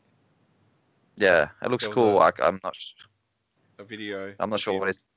On, I'm not sure what it's like as a driver. Yeah, really. Yeah. He was driving normally, but he was on the road on deal. And honestly, you probably really wouldn't suspect it. Like if it was just the plain blue color, It's fucking bright. Like I think it looks mint on the road. Yeah, like it's just a super. Notice it. yeah, you'd notice it as a car, but you'd be like, oh, some dude's taking pride in his old school car, like not think, hey, this is potentially a full blown drift car, race car. Yeah. It's And pretty cool. then that's Doesn't all make that much they've power, got. actually. I was surprised it wasn't that much power.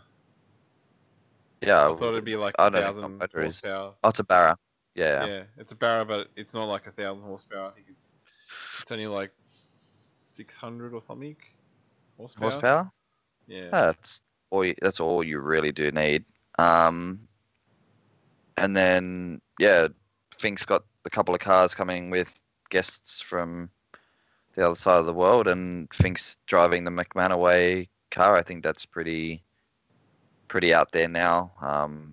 They're sort of piecing that car together as we speak. And then nobody else on the website's been formally announced. So hopefully they start to hype it up a little bit more because we're T minus less than a month away, or less than a month away now. So I would like them to hype that a little bit more because So World Time Attack, if you're around, get out and see it because should be some cool cars out.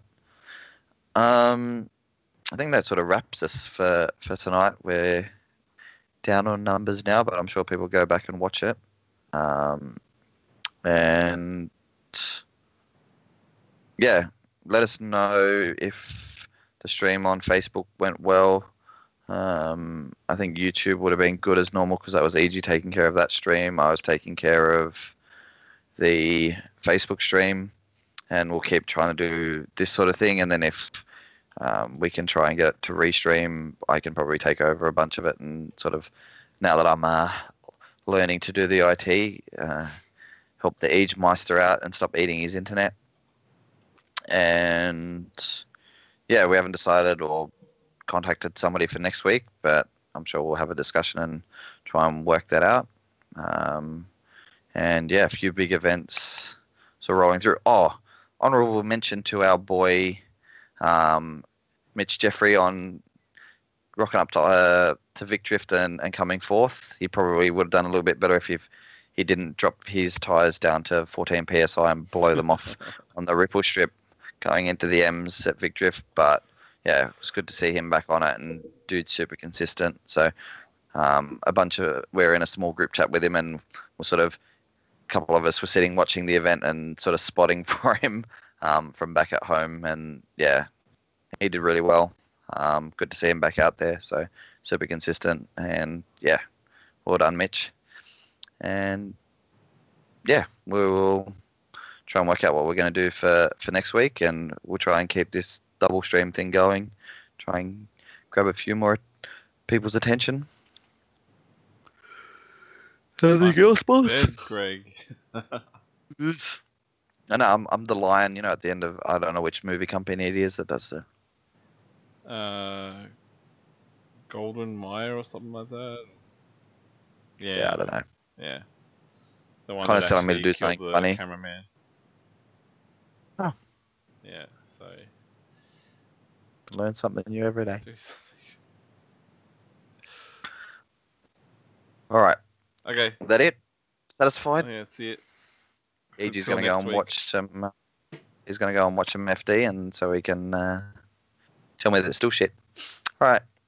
We will catch you guys on the flip side. Okay, see you guys. Alright. Oh no.